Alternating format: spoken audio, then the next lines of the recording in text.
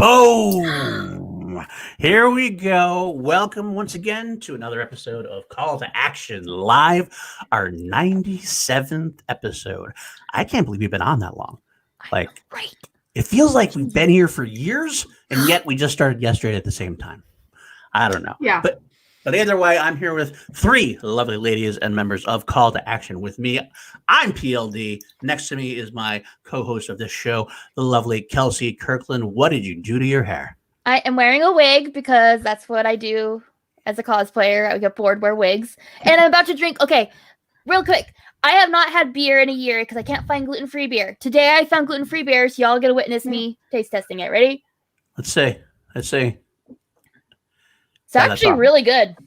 Wow. I'm You're impressed. welcome, Kelsey. Yeah, it's from St. Louis, so it's all out. Thank you, girl.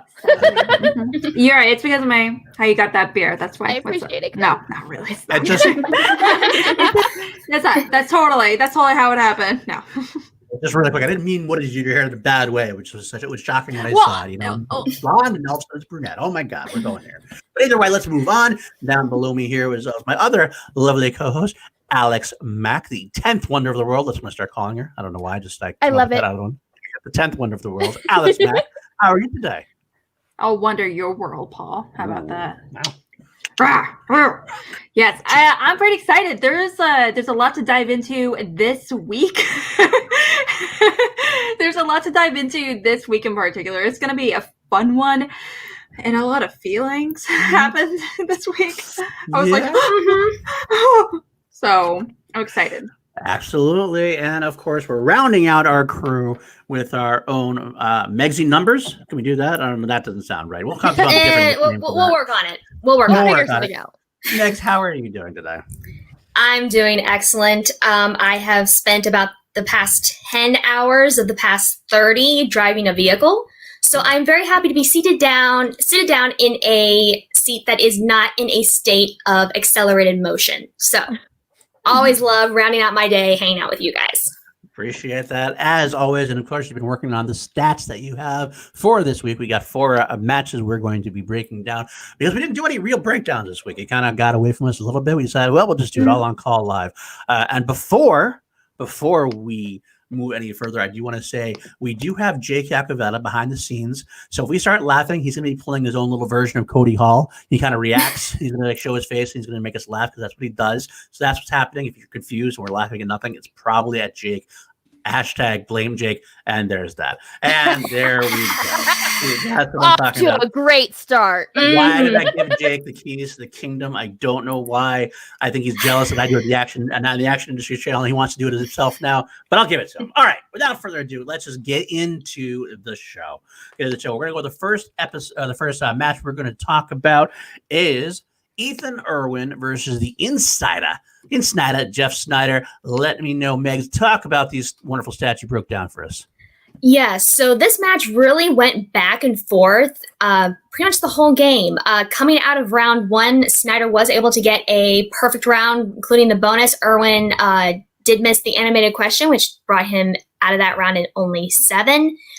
They both had comparable, well, I won't say comparable, but they had some differences in their round 2s. Irwin was able to...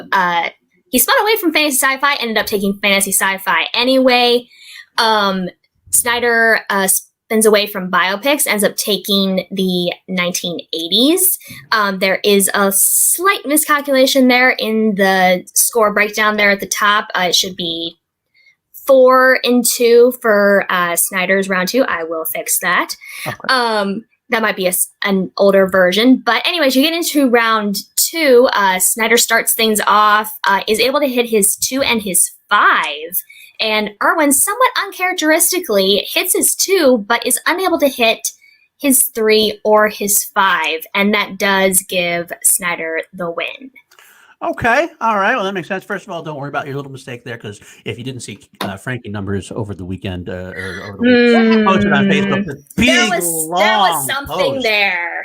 Big, There's something in the air. Research post about how Liz Shed and Miller was going to help the Quirky Mercs become the champions, and we all kind of went, huh? You also see him on Twitter. He also just posted a bunch of random letters and numbers, and I never saw what. There's something wrong. He's glitching. There's a glitch. There's a glitch in the matrix there.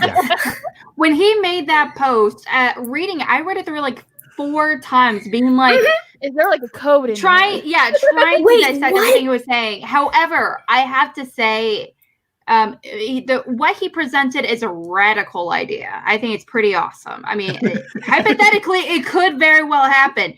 Realistically, is it gonna happen? That's a very different conversation to have. Well, it can't happen when Liz is on. Obviously. But I will say, ranking made me actually second guess myself. That was the problem. I actually read through like 4 times myself, and I'm like, wait, Liz is on swag. Is she? On? I so used to him being right and him being pretty knowledgeable about things. I'm like, maybe I'm wrong, but we do like Frankie. Frankie's a good guy, so we like busting balls and everything else, buddy. He does a lot of work as well. So, Frankie, I good love you. I still say fuck you, but I still love you too. You know that. Same. It's a language of love for us. So, but going back into the match now, we have Irwin versus SNEIDER. Now, I got to tell you, I predicted Irwin to win because I'm always shocked when he loses. And this is no different for me, really, honestly. I like SNEIDER. I think SNEIDER's had quite a year. He really come back strong. And you know what? I did see people mention that he did take Irwin to the limit last time. So maybe it was the case that he was due this time. But I'm still surprised. I mean, we know animated is Irwin's weakness at this point, and it's bit him in the ass again in round 1. That didn't help. But he did well. Both of them kind of went back and forth. I was actually surprised to see SNEIDER check down so much in the 80s. He always surprised me in that I feel like he should know the 80s better, but maybe it's because he looks a little older than he is. Maybe that's why. I feel like he's gotten to where like he rolls his eyes if he gets that category. Right? Like he doesn't really like it. So I don't know. The man is literally like 34 years old. Right. He looks 50, but the man is just a few years older than us. Just putting that out there, and he's also went on rants about how the 70s is like the best decade in film history. Yeah, clearly it's not a strength of his. He's not a big of the 80s. Right. That's true. But then, like Meg said, Irwin uncharacteristically going against his 2-pointer, misses his 3 and his 5. They were difficult questions. They were definitely absolutely. But it was. Not difficult questions, you're saying?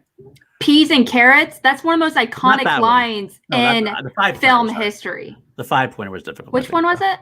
That was the horror movie question that he asked. I'd never heard of that movie. It was one I had never heard of either, and I watched a lot of The Takers? Yeah, I'd never heard of that one, to be honest with you. Oh, That's me. Yeah. So I would not have had my 94% on that if that one came up in the last general standing, because I don't know that one at all. I was like, what is that? I think of The Undertaker from the WWE. That's as close as I got to it. So, so it is saying that Irwin usually does better in round 3, I would think.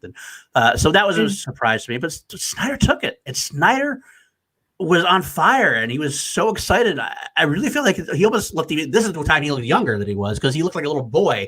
Like he's finally like, "This is my place. I'm ready to go. I want to take this tournament now."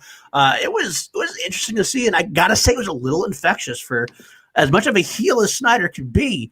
This was very kind of infectious. You loved kind of seeing it in a way. I don't know. Maybe I'm the only one. I don't know about you guys. I have grown to really like SNEIDER, so I was super happy for him. I was disappointed when Ethan doesn't take the win, because I enjoy Ethan. He's such a great guy, but SNEIDER's I love seeing SNEIDER come out of a bad headspace and come back. That was an amazing work by Roxy to keep him in that headspace, because otherwise I could have very well seen him just potentially checking out there in that round 3 and not really pushing to where he needed to be to stay engaged in that. And I am seeing yes, that was a great speech. And I think the movie actually for his 5-pointer was Horns, or that was the answer. I knew that one so fast. I was so proud. Oh, okay. Because Daniel Radcliffe I had nothing. I had nothing on that. Temple. I might have gotten confused. The question. Yeah, I think there's another Takers question somewhere else. Yeah, I'm mixing them up, but yeah. Okay. That makes sense. That makes sense.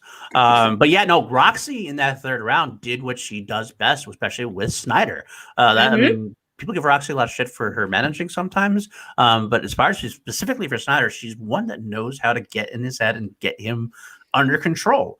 No one else can control SNEIDER like she can. So I think that's why SNEIDER owes a great deal of debt to Roxy, and I think he should stick with her if he can next year, because it's just a good match for them. I mean, he never would have gotten as far without her. That's what I'd have to say, I think. Do you still think that even after SNEIDER's very mysterious post to the Facebook group not too long ago? Because that's how SNEIDER's stirring shit. SNEIDER's just stirring the true. pot. That's what he always does. That's what he likes to do. SNEIDER loves doing that shit. Well, reading, I'm never surprised by that. Or I reading don't read that- too much into it. I was when I read that, because again, I read it like multiple times because I never know with SNEIDER, but I read it more like it felt like an admission that the Odd Couple might be done. Honestly, maybe potentially, or maybe The Odd Couple, him and Roxy, I see hard. Don't see as likely. I see more likely him breaking away from Andreyko, but still wanting to stay with Roxy. Well, that we're talking about a lot. Bateman was talking about the other day, I think, on one of the action shows, that he was talking about like Mark Riley and him are probably done. I mean, you don't know what's going on, but the same thing is this is now we're now going to be 2 years removed from Anarchy, and there's a few of the teams that are still together at this point, but it almost feels like it is time for a lot of these teams to move on. I mean, you got the ones that are, who are still making waves. They're still doing things. Obviously, the founding fathers are still hardcore. Obviously, corruption is still hardcore. It's still hardcore. Corruption, yeah. But it's a feeling there's like less and less, and it seems like if they haven't made it there, Ben made the point that Who's the Boss has had several chances now and never made it over that hump, so to speak. Maybe it's time to break up and find some new blood. And maybe the Odd Couple feels that way. They made it. They had the championship. We'll see how this tournament goes. I feel if the tournament doesn't go their way, this could be the last time you see the Odd Couple. They already mentioned in a post interview that if they don't succeed with the team's tournament, they're breaking up. I believe everything when I see it, because I mean, it's just, but that could absolutely be the case. But I know that people talk a lot, especially I've learned over the course of my Schmoedown, like following Schmoedown, people say a lot of things, and then I mean, let's face it, Andrew got retired and then came back like by the end of the year. I mean, it's like just things that kind of happen. They start getting potentially emotional about things. So we'll have to see. It could, but that very well could be. If they don't do well in the tournament, maybe they're done. But until then, SNEIDER seems excited and seemed really into it and really engaged for the first time. Like he's almost shocked. Right. At how well things are going, and like this is amazing. Right. What is going on? And like that's really cool to see. This is his chance to write his legacy. We asked him that question on show last week. He thought his legacy was, and he said his legacy, he wasn't done writing his legacy. I think he can make a step. He's always been called the team's guy. He's the team's tournament guy. Can he step up and finish up the run with the singles? Can he do it? I don't know. Maybe he can. I don't know. We'll have to see. But I'm excited to see what happens. So that's for damn sure. Anything further you want to talk about on this match before I move on to the next one? Nope, I can't think of anything. We're good. We're good. Other than being a great match, nothing. It was good. I will Great say, match. Get her out, just so you know, Drew was retired for a little longer. It was just they were He was. 2 like days 2 months. too long. It was Okay. still 2 days too long. Though. 2 days, too long. We didn't handle 2 it days very too well. long. I literally cried. No comment, Jake. No comment. Time to cry. I was too busy trying to make sure Paul didn't like self-destruct. I was not involved in this. I am just hearing the after stories and a little saddened I wasn't in on everything. It is canon that he unretired because of me. That's canon, just so you know. He called him and had a heart-to-heart with him, and the next day, boom, he's back. I said, That's going in the record book. Smacked him on the ass. I said, get back in there, guy. We also literally had to, like, it was like from you being drunk calling him, and we all literally talked to him after. Like Kelsey, Danny, myself, we all chat with him for like 10 minutes apiece, being like, please tell me this is not serious. Are you no. Dude, don't come on, man. Don't be doing this to me, man. Paul just went over and be like, what the fuck, guy? What the fuck? And we were all like, dude, stop. It was a good, I'm not gonna mince words with him. If he's gonna pull shit like that, I'm gonna call him out for what he's doing, you know? You were also drunk. You were like a bottle and a half in of Jameson. Yes, that is true. That is So That does factor. it is putting what that it out is. there. It was a Anyway. It's a variable factor that must be considered. That's my boy, Robert. That's my boy. I cannot comment on this, so we'll find out. He's not. No, Mm. probably not. Probably not. Definitely not. Definitely not. Let's move That's on. giving him way too much He credit, right? wishes. He wishes. That's He giving me wishes. way too much credit. So, all right, we're going with the next match. So we got Lightning Liz Shannon Miller, and Adam Coyote Collins. Break it down for us, Megs. I mean, this is almost a very similar situation where they went back and forth the entire match, and it came down to that final round question. Liz Shannon Miller came out of round 1 and 7. Collins pitches a perfect game again. Again, very comparable in their round 2s. Collins was able to, he decides to take Sly and Arnie on his first spin. And then when Liz Shannon Miller comes up, she decides to take remakes and reboots on her first spin, which we have not actually seen, I believe, in a second round yet. So Megs, hold on, really Megs. cool to see. Hold on, Megs. We lost and you then for a minute. down, Megs, they go back. Megs, we lost you for a minute. You got broke up for a minute. Am I back? You're back? You're back now, I think. All right. Can you guys hear me now? I can. Where did you lose me at? All right. Where did I lose you guys? Reboots and remakes. We haven't seen it in a second round match. Yes. Right. So I would have to double check that, but I'm pretty sure in round 2 that has not been utilized yet. And then they go back and forth again. They're in round 3 with Liz Shannon Miller missing a Thor Ragnarok question for her 5-pointer, which does give Collins the win. Right. Wow.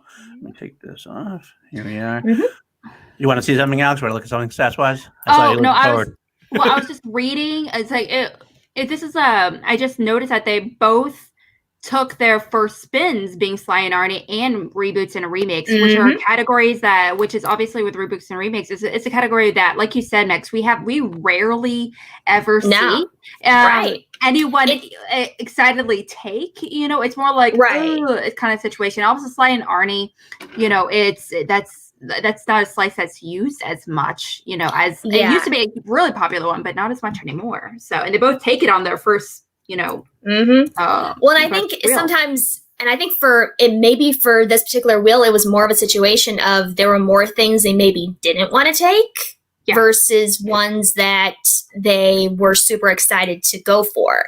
And I believe remakes and reboots is a potential one that I would guess would have gotten on the wheel regardless. Sly and Arnie is more likely one that was actually requested, just based on kind of what I've been seeing put on the wheel consistently. But again, those could have been also requested slices that they just didn't allude to. So it's always fun for me to look at that, like watch the wheel. And I think somebody said this. I forget one of our the people who watch, when our fans watch this, were saying, like, we always spin the wheel, we always pause the wheel and look, and we always try to guess it. And it's because I do that in real life. I was like, I'm now writing down all the categories because we were like craning our necks. I'm like, I'm just going to write these down so I can list them off when we break down, because I was getting tired of contorting my neck every time. But you got to say, okay, this was the match I was definitely looking forward to. Two people who were definitely underestimated, I believe, or hard to underestimate a rookie. It's just a rookie versus someone who was underestimated at that point. They made their way through. They both had these destiny kind of things. I mean, Collins beating Roca, Liz Shannon Miller turning around, beat Chance and Bibiani. It was a strong match, and it went the way you'd want this kind of match to go. It wasn't like it was back and forth with a titanic struggle here and there. At the end, Collins just led by a little bit more. That's all it was. And Liz had I don't remember her 5-pointer either. I wish I did get a chance to watch the match before that. I knew it was about Thor Ragnarok. I'm trying to. It was what animal did Loki turn into? Yeah. I knew that one. I was so proud of myself. It is kind of. Yeah, it is kind of, it was kind of a tough question. It was a tough question for a 5-pointer. I get that in the moment. Yeah, I did know it, but if you're not like in depth in the MCU, maybe she's not as in depth in the MCU. It's definitely a 5-point type question. And that's it. At the end of the day, she just didn't have the 5-pointer, but that's all. And sometimes you don't have the 5-pointer. And it hasn't happened with Adam Collins yet. He seems to have every answer. That's what we're waiting on. But it was a great match. Yeah, he missed a 3-pointer. And there's been those kind of like random little misses, but for the most part, he is very solid and has been consistently solid this entire tournament. Yes, indeed, and it continues to go on. But I will say, I think she does now. I think she does. I hope that Liz Miller has got a lot of respect on her name at this point. Oh, she should. She's been incredible. Real quick, we do have a super chat. I want to throw up the screen there. Movies on TV. Not sure who said it first, but what do you guys think of the Rundown Boys calling Adam Collins the Thanos of the MTS? He's just snapping and going through them all. I guess that's what he's saying. It's not a bad choice. It's not a bad because he's going through them like a hot knife through butter at this point. I want to see who's gonna take him down first. Is he gonna go undefeated this year? Absolutely could at this point. I wouldn't put it past him. We're going to talk about that in a little bit, but what do you guys think about that? I don't know. I feel like maybe there's other characters I would maybe compare him to more so than Thanos. But I can see their point. So I'll say I can see it. But I'm thinking there is probably someone that's a little bit closer. But if you're just going off the top of your head, that is a reasonable comparison. It is interesting. End of these two semifinals, whoever comes out of the final, the person who is gonna go up against Merle has never met him in competition for a tournament. Unless Snyder gone 1v1 with him. Not 1v1. Snyder's not gone 1v1. I don't think so. I don't think so. No, definitely not. It's definitely. I think Christian said that whoever won was going to be the first time to be somebody who didn't. Yeah, I think he said that, but I was double checking through my mouth.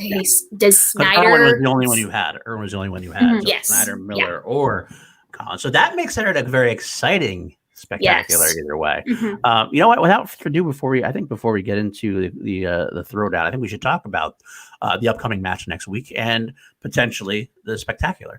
We got Sneider versus Collins now, and let me say, Sneider it's kind of a case of old school versus new school. Collins seems to be the guy who's been studying for like a lot. He's been really breaking it down. While Snyder's just that guy who he's studying more than he lets on. That's what the rumor mill has. That's what Roxy kind of said at some point, as Roxy has said. But maybe that's just her trying to push him up. Who knows? You never can tell. People say bullshit all the time just because they want you to hear something. But either way, it is someone who's definitely old. He's definitely shooting from the hip. He's definitely a gunslinger, a swag. He's got the swagger. And you got Collins, who's not a swaggering guy at all. He's very low key. His dry sarcasm is getting a little bitier and sharper as it goes on, and I'm here for it. I think that he's got a little bit of I don't know if he's taking in some of these promos and he's like giving them his own spin. I know he works with people probably who help him out a little bit, but he's getting better and better at the promos. His last one was amazing. Right. So and he's got the little catchphrases. The I concurs. The correction is. It does all these things. Just enough to be maybe getting under someone's skin, like a Snyder. I have a young whippersnapper that's doing that stuff to Snyder. That could throw Snyder completely off his game. Go ahead, Alex. I just want to give you guys a heads up. We did receive a super chat from our very own ever lovely Jake Acavetta saying, shout out to Leo Logan for keeping up the Schmoedown wiki. That shit has helped me more than you know. Damn right. I will tell you that's awesome. That before every match, before every time I go live on CCUA or chill or anything, I'm usually bring that up and talk about it. Or think about it, look up everything to have it ready to go. Like look up stats or look up everything else. It is a godsend. I really appreciate it. I've used it to double check myself as I'm working on mine. Like I use that as my reference point of one of my reference points of, okay, have I catched everything? Right. Exactly. It's almost like, I don't want to say it's frustrating, but you see, like when you read it, it's just like it's very hard to get to like Leah Logan. We want to be like, hey, dude, what you doing? Can we chat with you? Can we chat with you? Right. But it's very hard to get a hold of you. Maybe we'll have Leo come on sometime. Nice to have Leo have a guest. Yeah, I would honestly really like to have him as a guest. That'd be really cool. Or Leo, like you're out there, hit me up. Something. Get us up. Yeah. Get us up, Leo. Yo. Yeah. And I will say, really he's cool. like, it's so cool. Like, it's so in depth. Like, we're even a part of it. Like, he's got like call to actions on there. The podcasts are on there. That's in depth stuff, man. That's impressive stuff. Wow. Yeah, it's really intense. So, anyway, we got a couple more super chats I want to go on before we move on to that.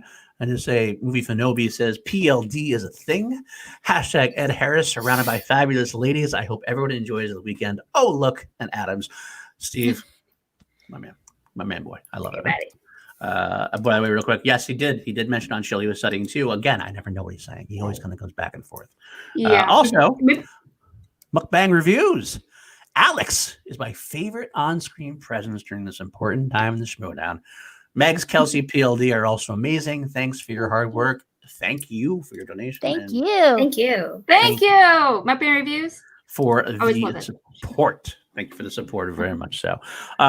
So hands down, what's your prediction for next week's match, the finals of the tournament? You got Collins versus Snyder. I'll start off today. I'm going to go with Collins. I'm on the Collins train at this point. I'm all aboard the Collins corruption choo-choo train for that particular person. I don't know if he can be beaten until he's beaten. It's like one of those games that if you talk about anybody who knows football, I know it's sports ball, Kelsey. That's what I'm talking about. Sports ball. In football, you run the ball until they can stop you. If they can't stop you, you just keep running with it. So I'm on that board. I'm running with Collins until somebody proves that they can take him down. I don't know. What do you got? What do you think, Kelsey? This is so hard for me. Logically, I think Collins has it, but I would be so happy for Jeff and Roxy if Jeff pulls the win. I just think that story to me would just be so awesome. But logically, I think Collins has it. I think it's going to be a good game, but I think he's going to solidly win that match. So, Alex, it's kind of funny when you guys were talking earlier about Thanos. Collins being considered Thanos, because when it comes to, I absolutely agree on the snaps. Absolutely. You can't deny that. I love it. At the same time, when I think of Thanos, I think of someone completely unbeatable, except for one person. It takes that one person. But also I think of someone that's a monster and a big personality. Adams is not that. I think he's knowledge-wise, he's completely there. I feel like he's like the next potential Bibbs. Once he gets more confidence, being on screen, things like that. Once he's doing we're able, because he's just such a chill guy. He's like Ethan Irwin, but we've seen Ethan kind of get weird behind the scenes. And so I can be like Ethan Irwin, totally be Thanos. Adam, I can't really see that yet personally, but he's definitely has potential to be there overall. I actually really want Snyder to take this, and I'm not rolling with my head on this. I'm actually rolling with my heart. I think Snyder's got it. You got Snyder. All right. Well, I want Snyder. Yeah. I should have known that because I chose Collins that you had to take Snyder, because you can never agree with me. Are you saying that I picked it because of you? I don't know. I have a suspicion. that might be. What a narcissistic thing to say, Paul. Jesus. Have you met Paul? You know what, you guys? Look at this behavior. This is some narcissistic AF behavior. Making it seem like my entire thought process is like surrounding the big PLD. No, I'm sorry, my dude. We just have opposing, passionate, differing views on the subject. I'm sorry. Every single subject? Oh, I'm sorry. Like, You're wrong. It's okay. Should I have the same opinions of you? Oh, I'm so sorry. Let me just bow to you in your opinions. Let me just not think for myself. That's the smartest thing you've said all time. The whole time you've been on. Oh wow. That's a dick thing to say, but okay. It was. Okay. This wouldn't be a call live if we didn't spar, though. Come on. Megs and I are just gonna stand. Really? Honestly, if we didn't spar, enjoying the show. Do we have call live? Where's our popcorn? Do we have call live without us fighting? It's all right, Megs. We have Twitch. Fair enough. All right, Megs, what do you have to say about it? So I can't deny Collins' percentages and how consistent he has been throughout this entire tournament run. The numbers are there, and they don't lie. But SNEIDER's playing with an X factor. And that's something I can't account for in my numbers, and that's what makes him a surprise, and I love being surprised.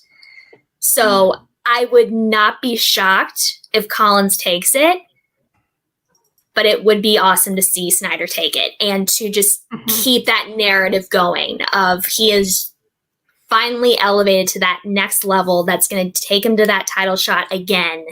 And him being in a much better headspace in general going into it, I think will give him the edge that he's going to need.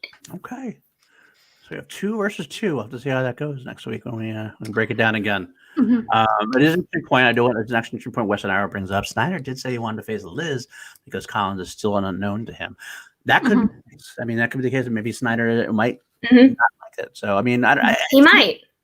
So, okay. Well, you know what? Just even though something will break down eventually anyway, because this is a long term away. But what would you rather see? SNEIDER versus Dan Murrell, or Adam Collins versus Dan Murrell? I think for entertainment value, SNEIDER. I think that just like that clash of personalities would be fantastic. But for just like I don't know, Collins with his level of gameplay, things like that, it would be a very like back and forth, punches being thrown, overtime kind of match, which is fun in its own right. But I think SNEIDER would be more entertaining overall. Okay, all right. Alice, what do you want? Again, it's very hard to make that kind of description. Okay, I honestly, like I said, I do think that SNEIDER's gonna win. I do somehow, some way. I feel like, though, realistically, I feel like Adams might walk away with it somehow. I don't want it, though. I mean, like, I do, but I don't. But it's just like I don't know. It's just really funky. Collins, we haven't really seen a true weakness in him so far. But I don't know. You know, it's just I don't know. Okay. All right. Megs, what do you want to say? So coming back to the experience, SNEIDER has been in championship positions before, albeit in teams. But then he also had that one championship match against Oyama. Collins has not had to face a 5-round match. Yeah. Which could factor into it. I think his based on what I'm seeing, could become a rival to Dan Murrell's knowledge, which could make it a very interesting battle of knowledge. But SNEIDER has that up into we don't know some of the things he knows. Right. Again, it's that wild card X factor that just makes it so much more fun and interesting. Agreed. I didn't answer this myself either. I gotta say, part of me, if we're talking about just desire about what we want, if this is an actual live event, I want SNEIDER because for exactly that reason. It's the entertainment value. SNEIDER versus Murrell will be fun. It'll be entertaining. SNEIDER's going to be having that swagger. He's like that. But if it's purely on a digital format, like this, I almost want to see. I think that's a good story. Seeing Collins go from rookie and just running through the table and facing Dan Murrell and see if he can finish it up. Because if he runs the table, wins the tournament, and then beats Dan Murrell at Spectacular, my God. I mean, we talk about Oyama. So is that, I was going to say, is that more impressive than what Oyama did last year? That's something I'd have to debate. I have to look at honestly, people in the kinda. But I think so, because it's Oyama didn't have to go through a tournament, right? It's the quality. He went through like little mini gauntlets, but it wasn't a full-on 36-person tournament. It was the quality of opponents right from that get-go. I mean, you're talking about. I mean, we have Andres Gallego, who hasn't established himself, but that's the only person. Everyone's been John Roca, Lon Harris, Liz Shannon Miller, who made this stuff. If he beats Jeff SNEIDER, and then that's a quite. Meyer? I mean, not only that, and Meyer too. Not only that, but wait, one second. Not only that though, but it's not only that, but it's the way he did it with all the TKOs at first and KOs at first. It wasn't just beating them; he was solidly beating them. But go ahead, Alex. He didn't win because he was performing well. He won because he was, sure, but he won because his opponents were performing actively bad.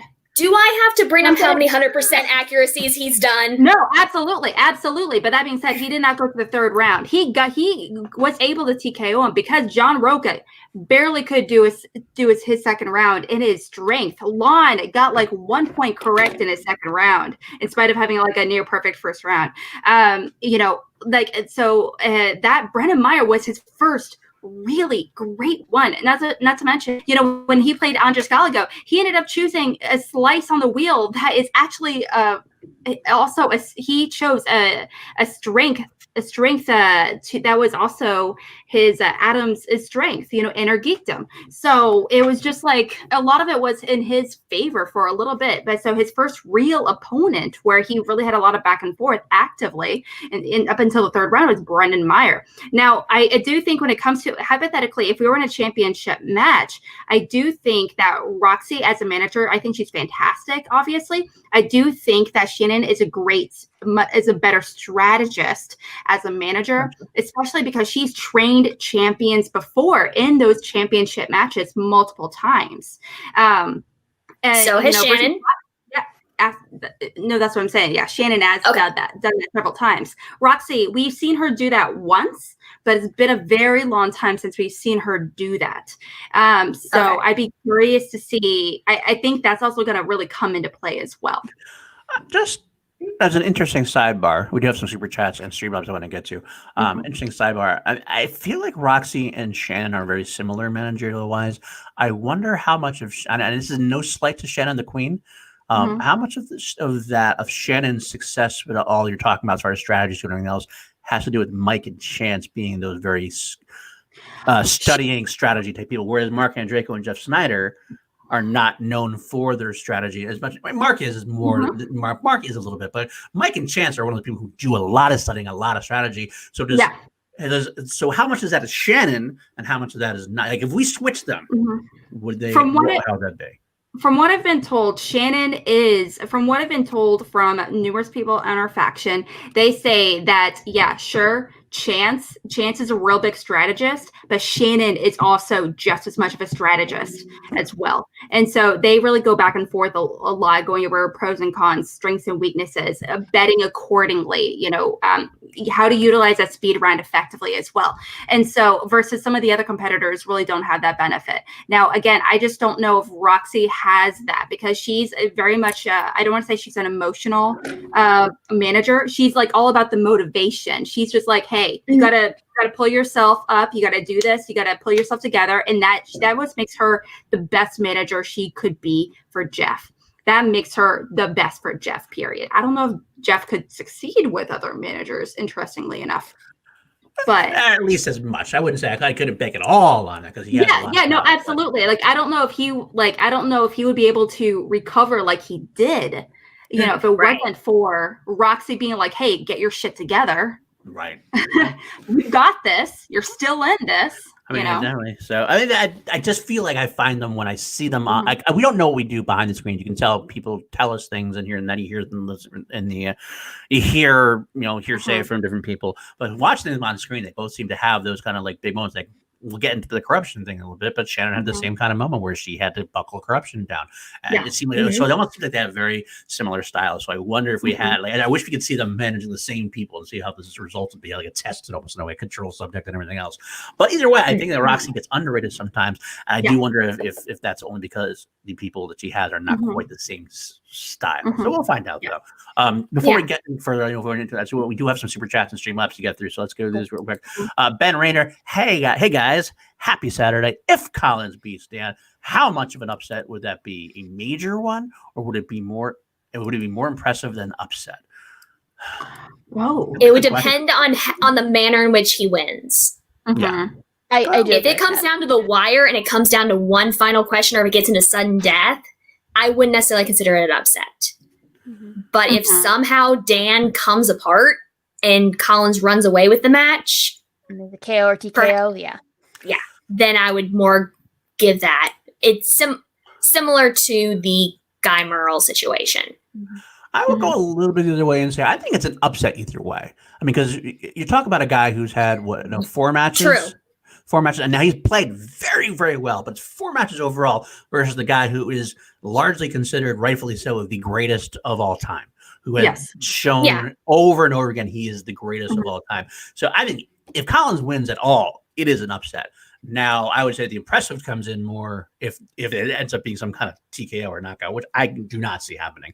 I think Dan Murrell is way too good to ever be that way. I mean, yeah, he got TKO'd by our Lord and Savior. That's true, but that's a different Dan Murrell.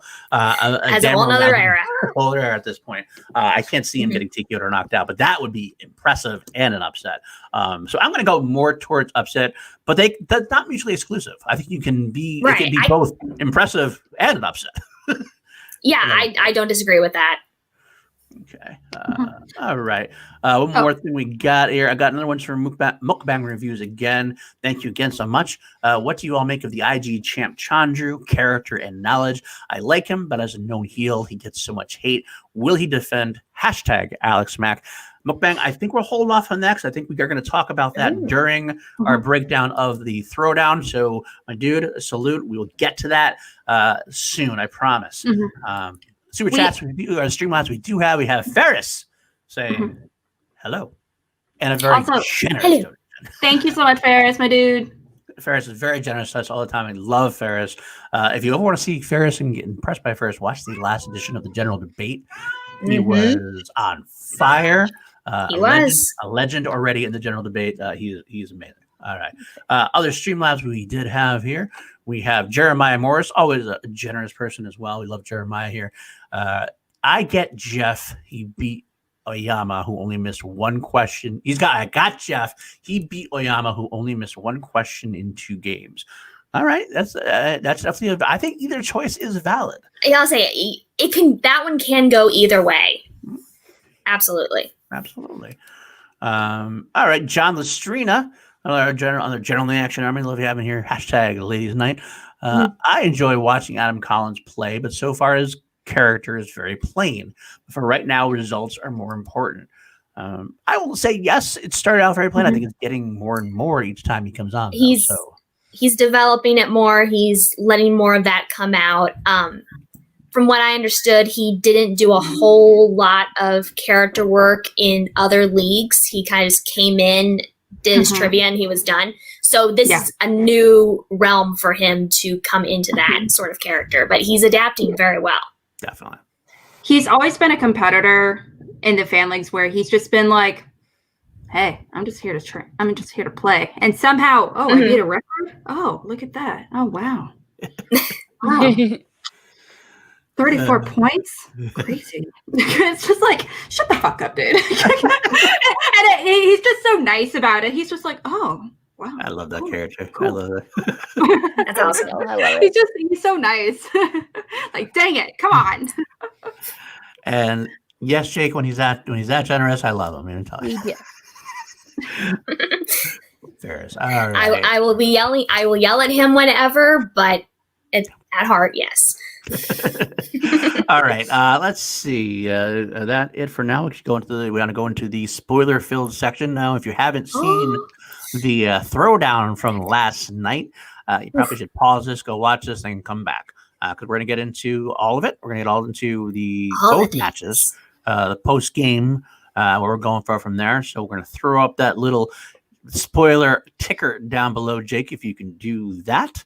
And get us going, and then we will bring up the first match we'll talk about was the undercard, Stacey Howard versus GRAE Drake. Before we do, Megs, I got to say, let's just start real quick. How was that GRAE Drake entrance? That was amazing. Right? Totally. I loved it. And I knew that she did a lot of different characters, but when she came on, I got instantly what she was doing. I said, okay, I see you. This is good. This is good utilization of the digital era. I love it. I missed her already because I do remember her being always a fun person to watch. MODOK, Rotten Tomatoes, and all those matches she did before. I don't think I realized how much I missed her until I saw that entrance. I'm like, God, this is what the Schmoedown's been missing a little bit of this. Here. I loved it, man. I loved it completely. What did you think, Alex? It was so fantastic. I was chatting with Kelsey about this earlier. We were talking about costumes and things like that because you're wearing this awesome wig, and I was like, "Girl, I love your hair." And it's watching this. It's a reminder that competitors and teams and everything can still do such, not only awesome intros, but awesome costumes and characters and everything throughout successfully. There's for some competitors, it's just like, why put in the effort on that aspect of the match when it's all virtual like this. It kind of takes away, it's just not as fun as it is in studio, right? But seeing GRAE do it, it was so much fun. I loved it, and it was so Stacy, and I was so here for it with the wine and the hair and the and Stacey's reaction was excellent too, because she's going like, she actually hits it right on point initially, and she was all for it. Yeah, I loved it. They were a great twosome together. Having having Stacy and GRAE together like that just made for good fun. And that's what, to me, this is what an undercard should be.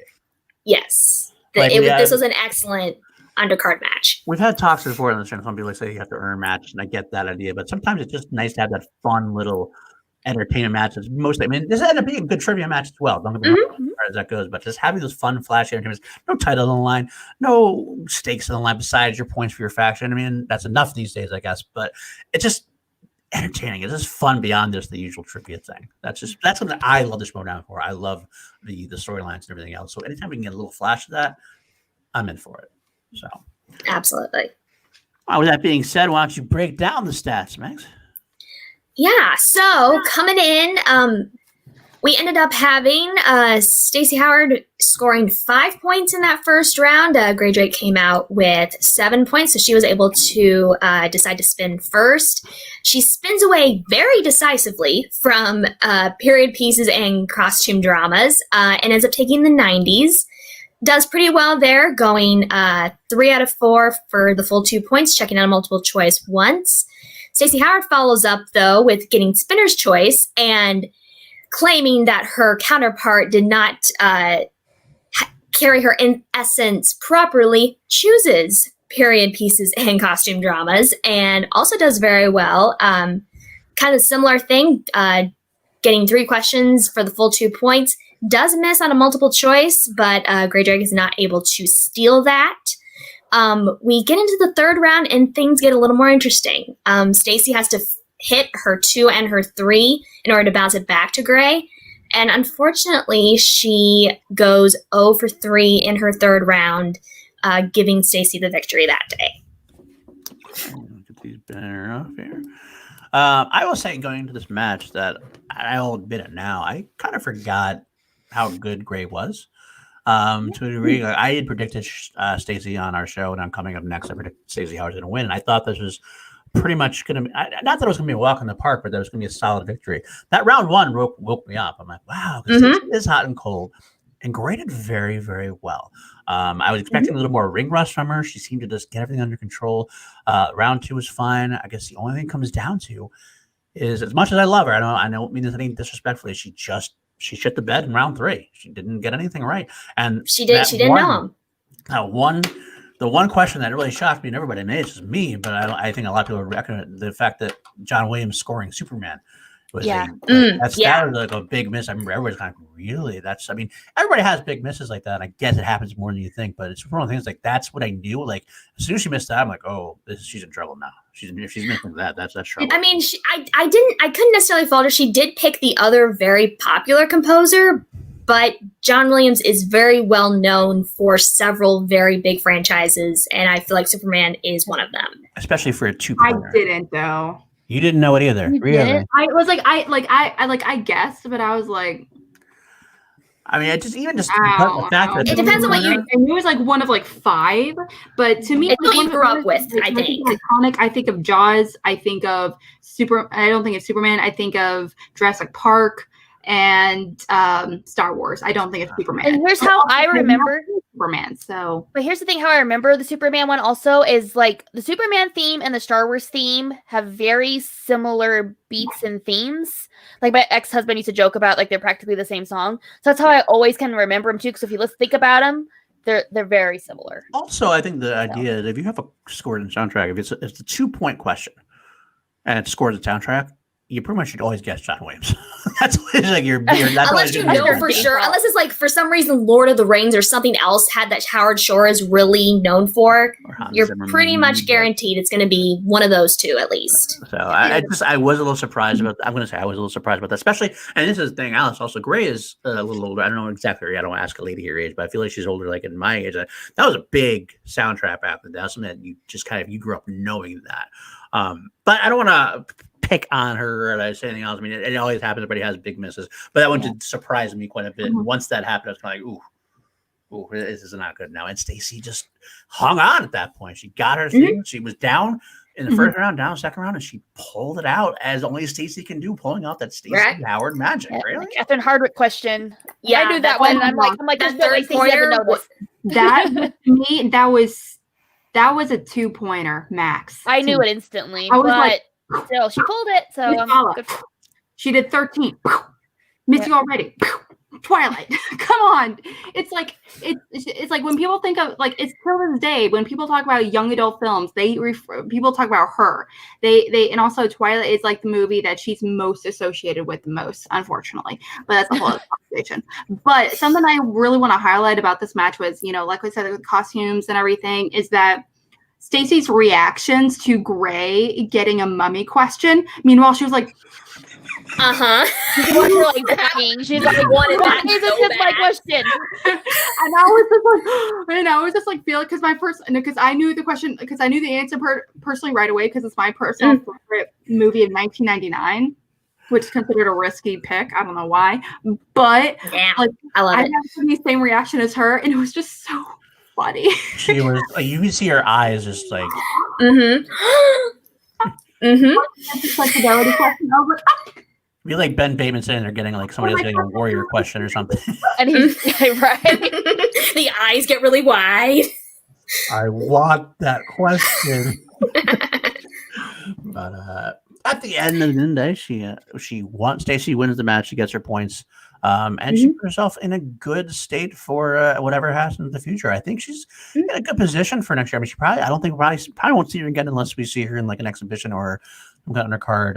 I mean, who knows? We don't know exactly what's going to go down between the tournaments and the spectacular. There's going to be other matches here and there. I think you're going to have other, Yeah, it's not like maybe. Is there one more throwdown before spectacular? Is that what I've heard? Or am I making that up? One November, yes.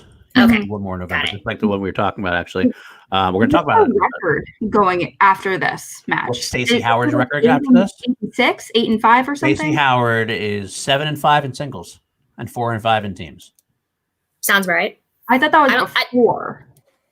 I thought that was before this match. That might be. Let me see. Let's see. I don't have her full numbers in front of me, so I can't. Nope. It says I can 7. I can neither confirm nor deny. It is 7-5 now. It is 7-5 now.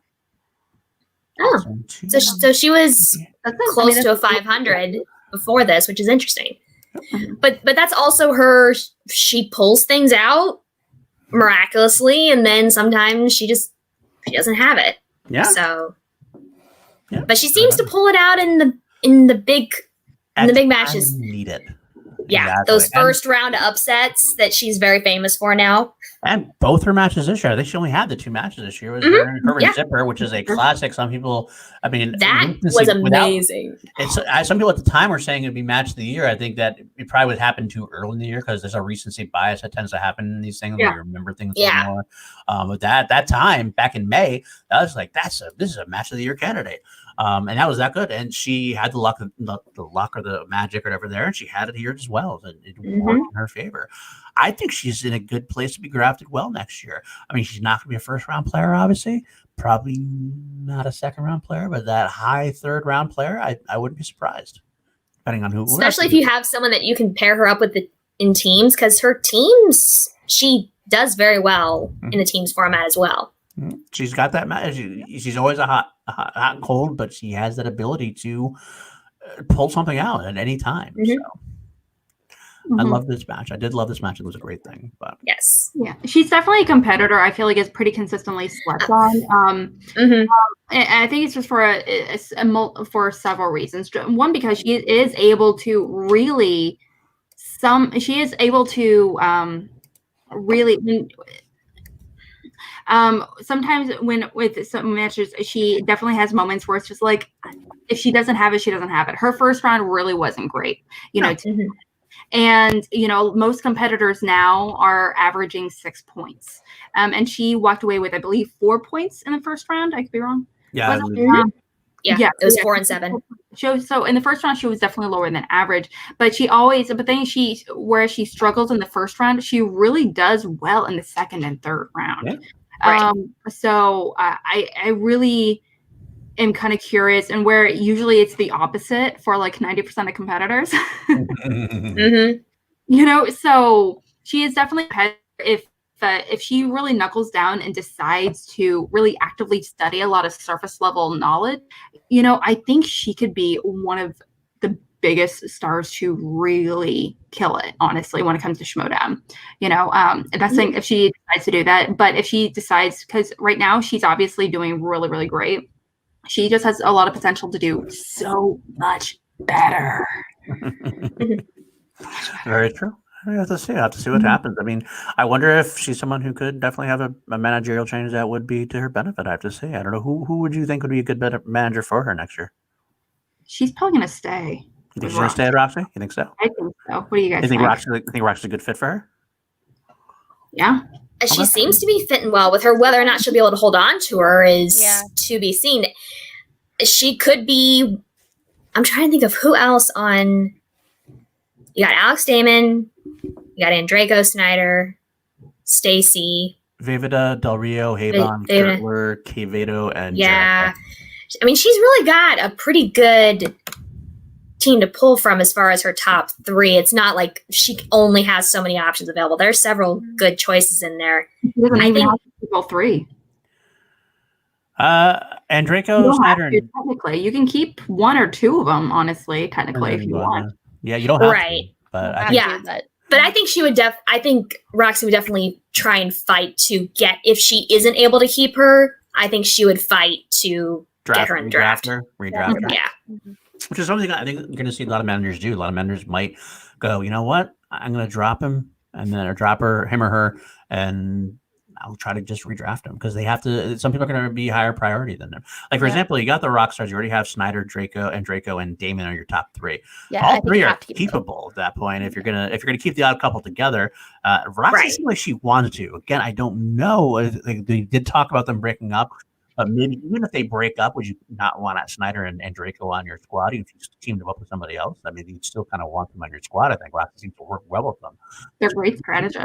Yeah, right. So we can have that work out, and then maybe you try to get a Howard. But I wouldn't be surprised. Also, wouldn't be just shooting out here. I wouldn't be surprised if you don't take Demon. It's just the lack of Star Wars matches. And now there's going to be a tournament again next year, maybe. Hopefully, if that's the case, then you may want to. But you don't get the points from a tournament if Alex Damon is still champion. That's You true. want to get the 1 match or 2 matches a year. I mean, it all depends on a lot of things. There's a lot of strategies you can keep. Maybe you can get a Star Wars player who's going to be the tournament. I mean, she had to trade for Josh Kvedo to get someone in the tournament, and it didn't work out very well for her because he didn't even make it in the tournament. He was the play-in. He lost the play-in. Right. He lost his play-in. So I don't know. It should be interesting to see what they're going to do there. So I don't know. And this is something that'll be really interesting to talk about once we get a little more detail on the draft for next year. It seems like this is setting up the players to have a lot more say in, if you draft me, I will not play for you. We're starting to get a little bit of that working into the attitudes you're hearing from certain players, which will be very interesting to discuss as we get to the end of this year. We don't. It's definitely not clearly. It's definitely not words. clearly. Words are good. It's definitely not clearly defined how that works because if someone's drafted, can they refuse to play? I guess you could refuse to play, but you don't play for anybody else because you have the rights. At the same time, but not only officially, you got to talk about the unofficial aspect. For example, Finstock could whatever. Fintech could draft Bateman, let's say, for whatever reason. But does he want the headache of that, knowing Bateman doesn't want to play for him? Right. That's And where the unethical part comes in. like him demanding a trade and going through all that rigmarole. It's not even worth it. I'd almost rather pick somebody else, even a lesser talent than Bateman, because it's much easier to do that way and try to figure out something else to trade wise or whatever. Right. Can you imagine like someone drafting Mike or Chance? I thought it was going to happen last year. I thought it might. It was threatened. Like I feel like almost like it's very, to me, it's very similar to, honestly, with SNEIDER, honestly. But you know, like if Ace were to leave Winston, I'm like, dude, don't leave Winston. Winston's got a really tough choice coming ahead of him. Like, stick to it. But hypothetically, there's no reason why he couldn't be drafted unless he's not part of the core four. The thing is, when it comes to some of these competitors, that you do need, what's really smart about Shannon being able to draft hers is that, which is why, honestly, I don't know if Adam Collins is going to be in our core trio next season, is because, you know, let me explain why. Okay, so he's going to absolutely keep Mike and Chance, because they're a duo. They're a team, and they play in singles teams and in IG. Awesome. The thing is, the only other league that she can't really solidify is Star Wars at this point. And so that case, so she already has like teams and singles, you know, totally covered, you know, and that's great. And having Adam would be amazing. It would really be the cherry on top, but she doesn't ever technically need an extra body to be in singles or teams right now. What she needs is Star Wars. So she's going to keep on Laura Kelly, or she might draft another Star Wars competitor. Who knows? But that is going to be the real big priority, or at least it should be. And I think that also needs to be taken into consideration moving with a lot of the other managers as well. Again, I think Adam is amazing with Shannon. I hope Adam stays with her. But, you know, you got to be strategic and not pull a Kaiser, you know, when it comes to drafting, essentially. You got to be smarter about it. If you were Shannon, who would you keep right now? Like right now, I know you could change your mind later, but if you had to like just off the top of your head go, this is who I think we should go. I stand by what I said. Adam is amazing. So you go with Kelly. You go with Kelly. I need to cover all my bases, and I can't cover all my bases with him unless I wanted to start over with another Star Wars competitor. Wow, I think again, that, or I would have to consider swapping out like Chance. I would drop Mike for storyline alone. Like, as long as like it's agreed that it's part of us, like, and like, so like still like work pints like that. But for storyline, her dropping Mike and then keeping Adam, Chance, and Laurel Kelly would be awesome. I don't know if it's like worth the relationship though. I mean, they wouldn't do it unless they would have to have a mutual agreement. Yeah, I'm not saying that she does it without telling him. Yeah. I mean, they live together. They're together. I think, you know. Yeah, they're together. It would be discussed. I almost feel like that would have to be a Christian thing. I think that would be a Christian idea. I think like before, because I don't think Shannon broaches Mike and says, Mike, I kind of want to drop you. Yeah. Sorry, baby, but suggesting that. But a Christian comes out and goes, "This is kind of a storyline." Get into it later, but Chance was amazing. They lost because of what? They lost because of Mike. They didn't lose. Spoiler. But I will say, just to answer my own question, I think I would boot Laura Kelly, and I love Laura Kelly, but I think Star Wars players. I'm a Star Wars guy. I love Star Wars. I'm a Star Wars division. Okay. I think you can pick up somebody to get you points in a tournament because there's not as much Star Wars matches as everything else. So to me, Star Wars is not as important division to cover. I feel like I can cover that with a lesser player. They maybe get an IG competitor. And and something I'm thinking of, if you have Mike, Chance, and Collins, you have the affordability to take Laura Kelly very early in the draft. Yeah. So you don't have to worry about her slipping away from you because you have so much else already covered. Yeah, Mike, Chance are both singles teams and IG, and Adam Collins has said he might go into the IG at some point too, and you already know he can do well in the singles. Yeah. So that'd be 3 players you have as singles, teams, and IG potentially. So therefore, that lets you take Laura Kelly in the first round, even if you wanted to, kind of thing, potentially.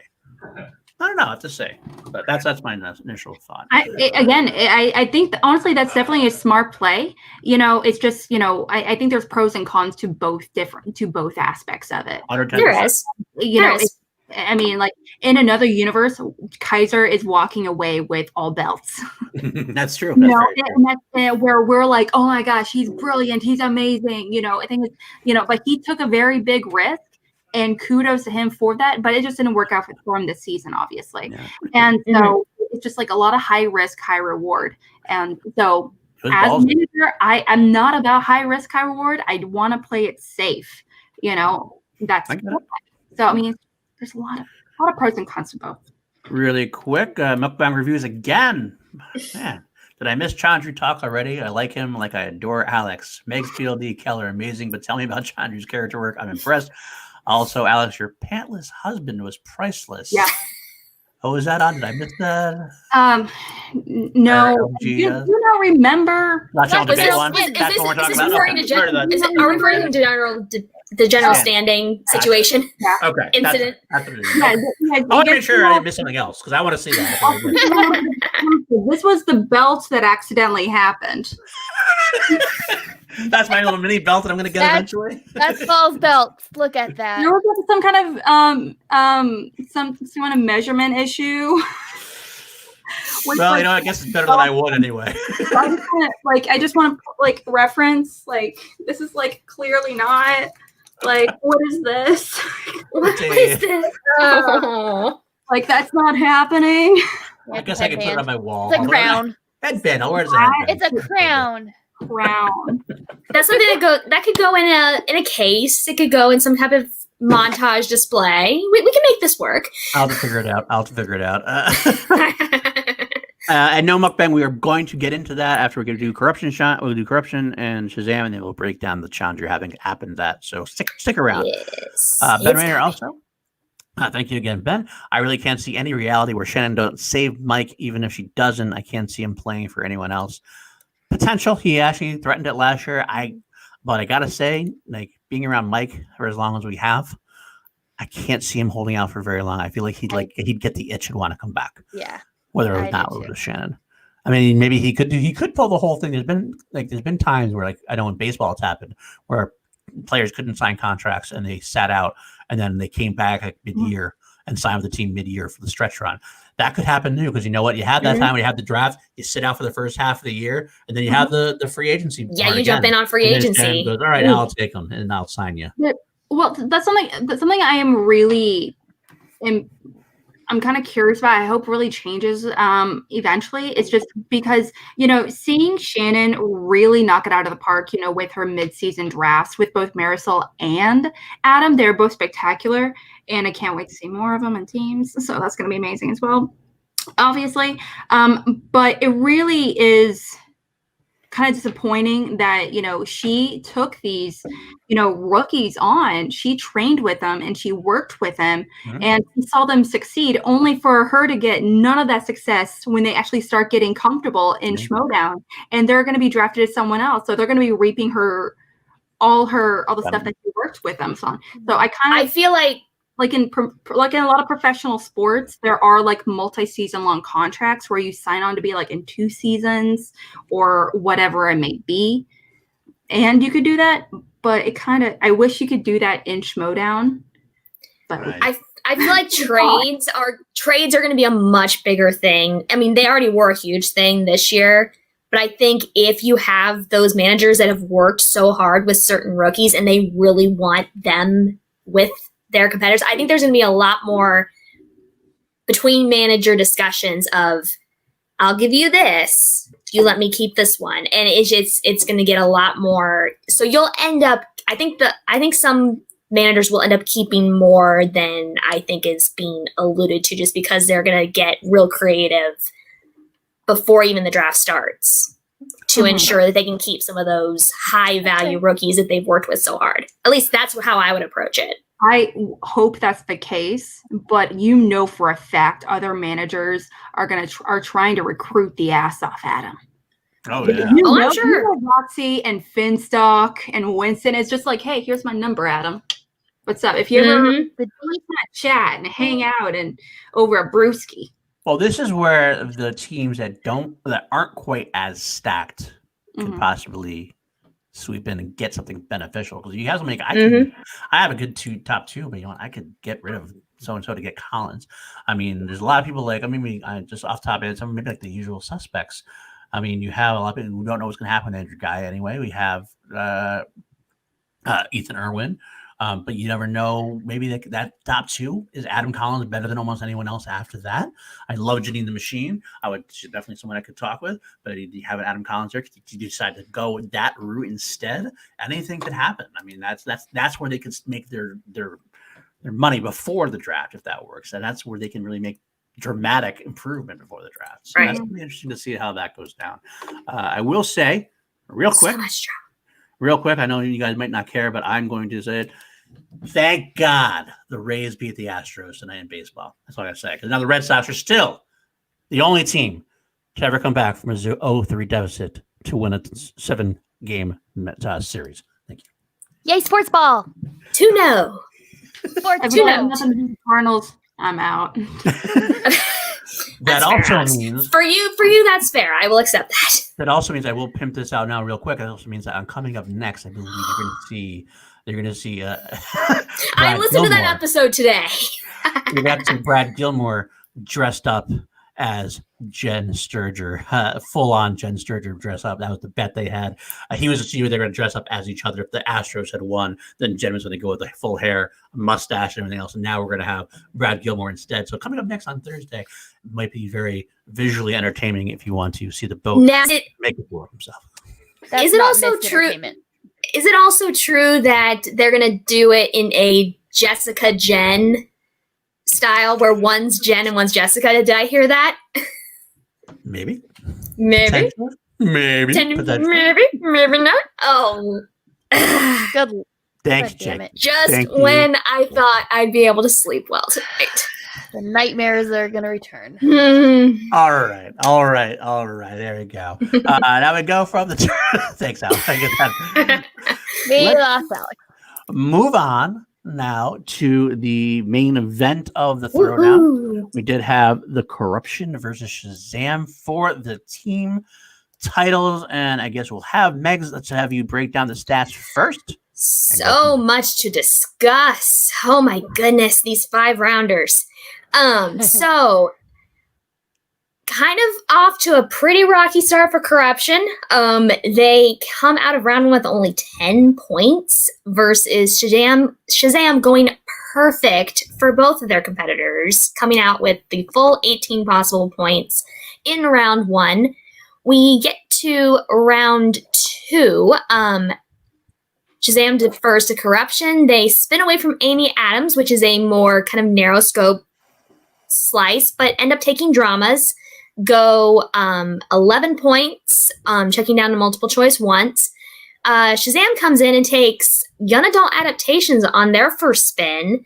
Has a very similar run, but does have to check down a multiple choice twice. Neither of them giving up any steal opportunities, which shows the level of competitor and skill set they have. We get into the betting round. Shazam is the team to spin. They end up with video game movies. Shazam decides to bet only 1 point, where Corruption's going for the full 3, and they both are able to get the question correct. So by that point, it ends up being 24-29 in favor of Shazam going into the speed round. The speed round gets pretty interesting. Again, with this new format, you've got one competitor answering the first 5, the other competitor answering the next 5. Meyer and Bibiani go first. Meyer gets through his first 5. He does miss the last question, so that is an automatic. It negates one of his questions, so he only gains 3 points there. Bibiani he answers 4 questions, passes on the last question, and yields the rest of his time, does not even attempt to answer it.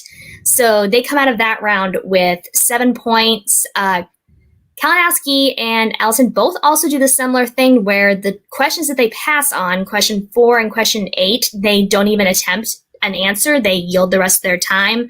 and unfortunately, they both miss one of their questions, which only gives Corruption 4 points out of that speed round. Corruption does come back there in round 3 to answer all 10 of their points there in round 3, which leaves Shazam a completely in their court. Meyer misses his 2-pointer, but Bibbs comes behind him and hits his 3-pointer to give them the win, 38-39. And that is a mouthful. Wow. You need some water? Oh, I'm good. I just haven't had to break down a 5-rounder yet, so wow, it's a lot more to it. You did damn good. You did damn good. Oh, thank you. All I have to say about that is, let's start off with this. Wow, that round one. Yeah. That round one. And you know what? As far as I say, the match was over after round 1 because, I mean, it was over after round 1. Mike was in his head after those first 3 questions. He missed the first 3 questions. He couldn't recover. He couldn't quite recover. And Chance did not have a great round 1 either. He didn't. He had 6 at a round 1. That's not championship level as much as he usually does. You're down 18-10 after round 1. Now, with that being said, we'll get into the rest of the match. I will say, Corruption did a hell of a job fighting back. Yes. Did everything they needed to do to fight back. They did everything they needed to do, put themselves in position to potentially win the match. It just was too much of a deficit to claw back from. I felt bad. I felt bad for Mike, like I felt bad for Mike at Spectacular. I wanted Kevin Smets to beat Mike Spectacular. Honestly, at Spectacular, I'm a big Smets fan, as everyone knows that. I wanted Smasher to win, but it seemed like the same kind of way Mike just got in his head during round 1, and he could never quite pull it out, pull it off. But I will say, well, Shannon did her darndest to pull them back out of it because in pure queen fashion, she is pulling out those motivational speeches and just giving them what for. And I will say, when it round 2, they navigated that round beautifully. And I was like, okay, they're getting back into it. They did the betting round well. But again, when it hit the speed round again, and they were only able to pull 4 points out of that, I was like, ooh, again, that's too big of a deficit with Shazam's accuracy in round 3 or in the final round for me to feel at all confident that Corruption was going to be able to pull it out. Definitely. Yeah. Go ahead, Alex. Yes. Well, something to consider is that obviously when it comes to I was actually writing my Schmoedown questions like while watching this match, and because I thought of a Schmoedown question because of this match. But this is like one of the really, really great examples of a redemption match. Now, obviously, Corruption did not win the match, but the way it felt like they were constantly trying to redeem themselves from round 1. But they came back so consistently, so well. And outside of the speed round, and speed round is really, you just don't know where you're going to get with the speed round. And they try to play it safe. And it, like you said, they were very much in their head. I think it was both. You'll have to tune in to hear it. I'm telling you on Monday, Robert, so don't you worry. Group play coming to you. But honestly, it was definitely a really great match. Like seeing them come back into it, and I was just like, man, this is really, really fantastic to see. We never really saw Shazam really be aggressively be put on their back foot at any point, into the match as well. Because I also think that honestly, when Shazam, on any team, honestly, if you have the momentum, it's really hard to lose it unless something really bad fucking happens. But Shazam, they played really fantastic overall. It was really fun. Kelsey, what did you think? This match was super hard for me because I'm a big Corruption fan. Like, I literally cried like a baby when they won the belts back. Like, I was so happy for them. But I also love Shazam so much. Like, I love these teams. And so I was hurting both ways. But that first round, I was kind of like, they've got to rally. They really do. Something's got to happen. And they did. They thoroughly impressed me with the betting round and round 2, things like that. And I'm like, maybe they have a chance. But honestly, like the hardest moment in this match for me to watch was Mike's answer to the live, pray, love, not the eat, love. Pray. You know what I mean? Yeah. I messed up because I would rather be totally off and be like, oh, that's my best friend's wedding, and then it turns out like that, than be a word or a letter or off like that. That's hard to watch. So that moment hurt, and after that, I'm like, this is done. I feel so bad, but. This is going to be Shazam's match, so I'm super proud of Shazam. They did a fantastic job. Shazam was just playing by themselves. Like, I don't think they weren't playing against Corruption. They were just playing against their questions. They didn't have to worry about them. They just kind of focused. But Corruption was definitely that's their aim, was playing catch up the whole entire time. And I'll echo in with Alex your idea of like kind of a bit of a redemption match coming in, but. We've seen Shazam be back on their heels with last year. They had a tough tournament they went through, and now they're hitting their stride to where they're not having to be in that position. Because their chemistry is so good. Yes. It is amazing to watch them work. Yeah. So it's really interesting to see kind of where we're at now, where Corruption was super dominant there for a while, and now with this last match, we saw them really get kicked back on their heels, and I will say they did not give up. They answered all their questions in the final round. What else can you do at that point? Yep. At that point, you're just, well, what happened earlier in that match happened, but we did everything else we could do. I gotta say, speaking of chemistry, I want to completely add on to that a little bit and say Koi is right involved in that too. Like Koi is just as much part of. I think of Koi as much as Shazam as part of, like, more than any other manager on their team, except maybe Shannon and Corruption because they're so intertwined. Right. But Koi and the Mercs and Shazam are just there. It's like a three-way tag team at that point. And it's so in depth. Like, he is so energetic and so contagious. Is like he's almost on speed or something, but it works out so well. I love Koi so He much. was exercising. I'll say that promo, I'm like, is he seriously doing a plank? And then he's like lifting weights. Yeah. You're doing a plank while you're doing a promo? I'm impressed. I can't breathe while doing a plank, let alone talk. What are we watching right now? Like, but you guys have definitely said it best. I mean, once they couldn't get out of round 1, and the round 4 though was another point I actually made initially. I believe last when I was talking about the match, I thought that Mike might suffer in that, but I was surprised to see Chance suffer just as much. They both of them got 2 points out of that round. I will also mention that Bibbs made that great decision of passing on the one that he did not want to answer, because that didn't lose many points. Because at that point, you're playing defense, and that's the whole thing Shazam did. They got the lead and they ran the clock out. They just played the way they need to do. I don't know if we ever figured it. I can't remember what the point. I love the codes, by the way. Shazam's code of Mike Chance. That was awesome, because that made me laugh a lot. But they played defensive enough that they didn't have to bet at all. Some people say it let Corruption back in the game, because they did get a little bit more. But that's the whole thing I was talking about before, is that Corruption did what they had to do by eking back into it, but Shazam just kind of like didn't let them get all the way. Shazam didn't give any ground for them to fully come back. Right. And now he's like, here, have a little piece. Go ahead, have a little. You can get 1 point here, 1 point there, 1 point there, but we're gonna run out the clock, and you're not gonna have enough time to come back all the way. something I'm kind of curious about is that looking at, like, I remember C2A, when I was like, I put together the poll. There's a handful of polls on the Facebook groups. Christian did one as well, where it's talking about who the audiences think is gonna win for this match, and it was very consistently Shazam in the lead. Now, that was like, I was very perplexed at that personally. Like, you know, individually they're amazing. They've come back. All their matches leading up to the championship match is fantastic. But at the end of the day, I just kept thinking, you know, Corruption is a 2-time championship team, defending champion. Why did people go into that? They beat arguably some of the best teams ever in Schmoedown with the Founding Fathers. I have a theory. Well, I have a theory on that.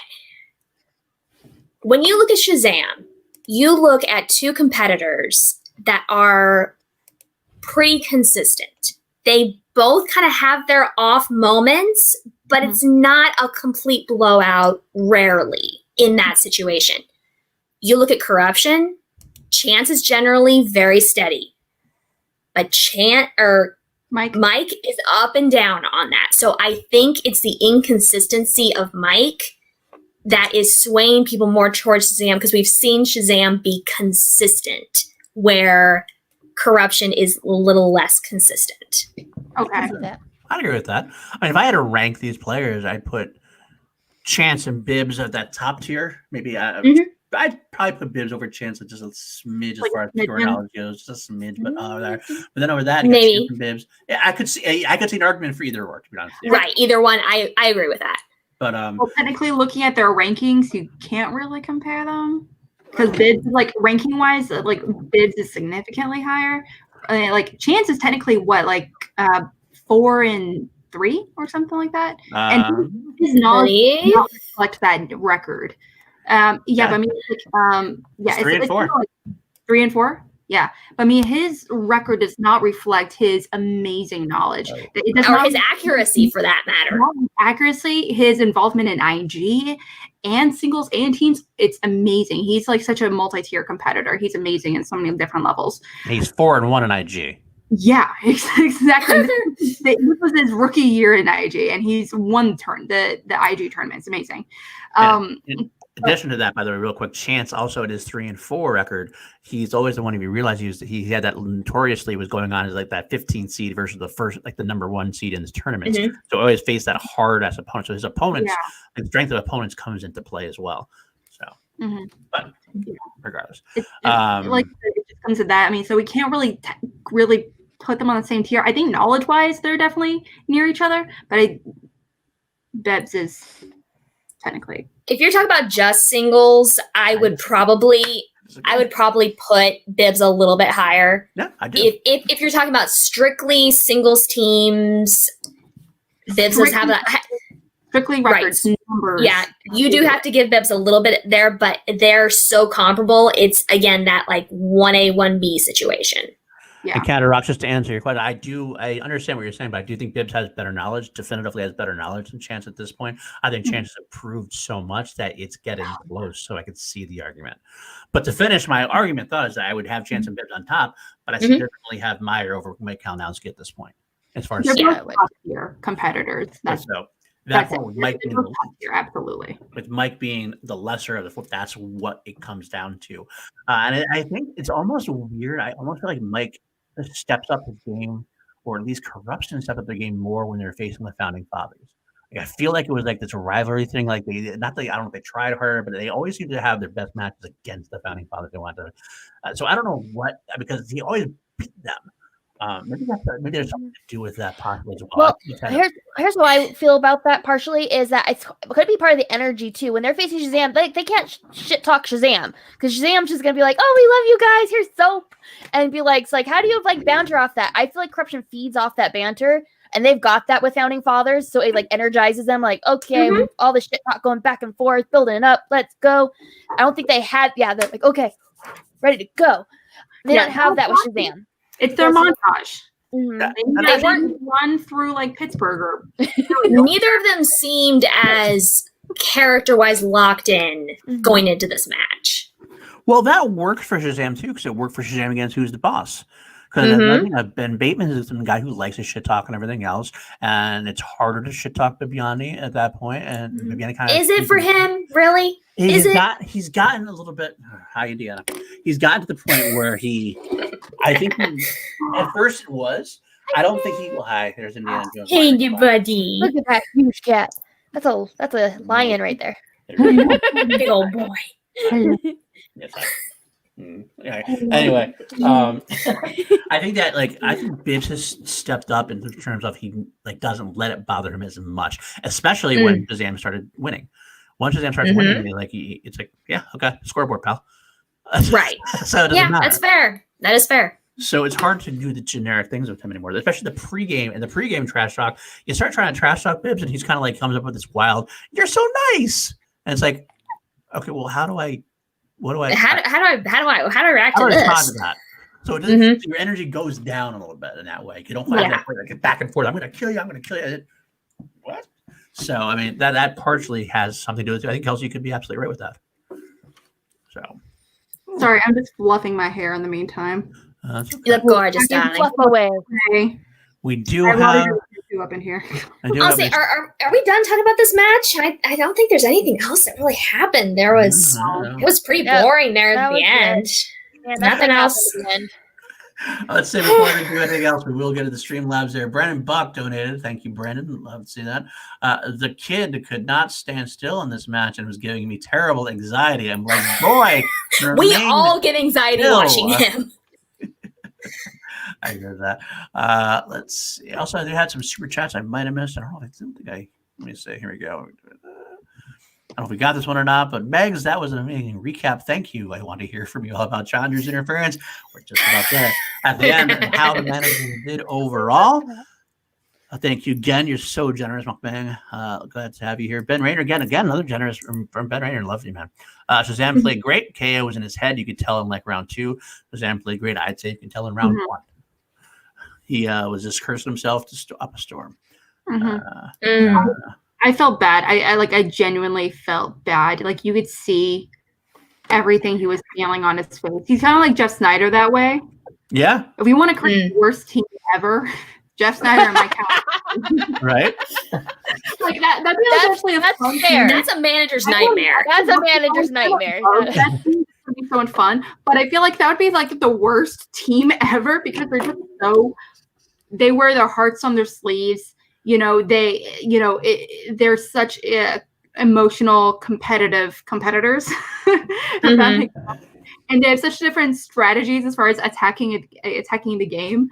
But yeah, they're like they're both very inconsistent. And once you're kind of in that hole, it's very hard as a competitor, even as a top tier competitor, to really get yourself out of that hump in the middle of a huge game that is being watched live and so much pressure, and you're like nervous and you're freaking out the entire time. So very much so. All right. Also have, let's see, another one from Mukbang Reviews. All right, Mukbang. Can you speak a bit about Bateman has spoken about his previous manager? I've never heard anything like it. #AlexMac. You know what, Mukbang? I will save that. Let's finish up. We'll go into Chandra now, which you've been asking for the whole time. So we'll go into Chandra. Yeah. And then after that is done, we will go into, we have one more topic I think I want to brush on, and we'll do some questions at the end as well. So we'll add that. We'll remember that. Note that down, Jake, if you could. And I have something from the Drake Howard match that plays into that. So we can hook into that as well. Perfect. But anyways, to the topic that everyone's been asking about. Go ahead, Meg. I'll let you go ahead, Meg, since you're ready to go already. Okay. I actually want to hear you guys talk about it first. I have not had a chance to really digest everything that happened to it. I recently watched that match, so I'm still processing everything. So I will defer to you guys. That's real. Okay. I'll guess I'll start then if that's the case. I will say that I am someone who has been very vocal about Chandru trying to be heel. Like he was very much, he didn't do, like he was kind of doing his face thing, but he wasn't doing a face thing very well. I was very critical about it. He did win the match. He won the match against Spence. He got the belt. He deserved the belt. This is the best I've ever seen Chandru. I'm not gonna lie. I was impressed with this heel Chandru. This heel Chandru was a heel trying to be a heel, not even trying. He just actually did it. He became a heel. I mean, I think it's quite honestly, it's obvious to me that like Christian or other people have gotten to him and like really helped coach him along about how to do it. I believe, but he did it well, and he did it in a mostly respectful manner. It wasn't anything personal. There's nothing going on said. He just laid to waste everybody at the time, and I'm sure Chance was pissed off at that point because he just lost the match, and then he had to deal with that shit face talking. But Shannon's response was like the Facebook page come to life. I was there for seeing Shannon versus versus Chandra rather, and more importantly, it's exactly what Shannon needs to do because Chance was hurting at that point. Shannon needs to protect her players. She took over for that and made it Shannon versus Chandra in a way. Let Chance deal with what he needs to. That's what you do. And you to me, I am speaking. Shut your mouth. But there you go. Chandru was entertaining as hell as a heel. That was working very well, and I was very impressed by that. And I don't say that lightly. So good job, Chandru, is working. Let's see where this goes. What do you guys think?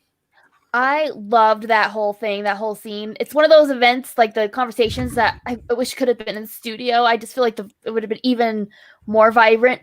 But you're right. Shannon did exactly what she needed to do. Chance, I mean, like when you go to something like that, Chance has been really good lately. He's definitely improved at his his banter and his heel talk and things like that. But in that moment, sometimes you just don't have it. Shannon was like, "I got this, boo. You do what you need to do." And her and Chandru against each other was like, that's almost a rivalry now I want to see. Just like Shannon versus Chandru just going at it, because that was amazing. Loved it. What do you say? Alex, tell us about it, because I know you're very knowledgeable about what heels are and everything else. So go into your... I am. I know exactly what heels are. Heels are Louboutins.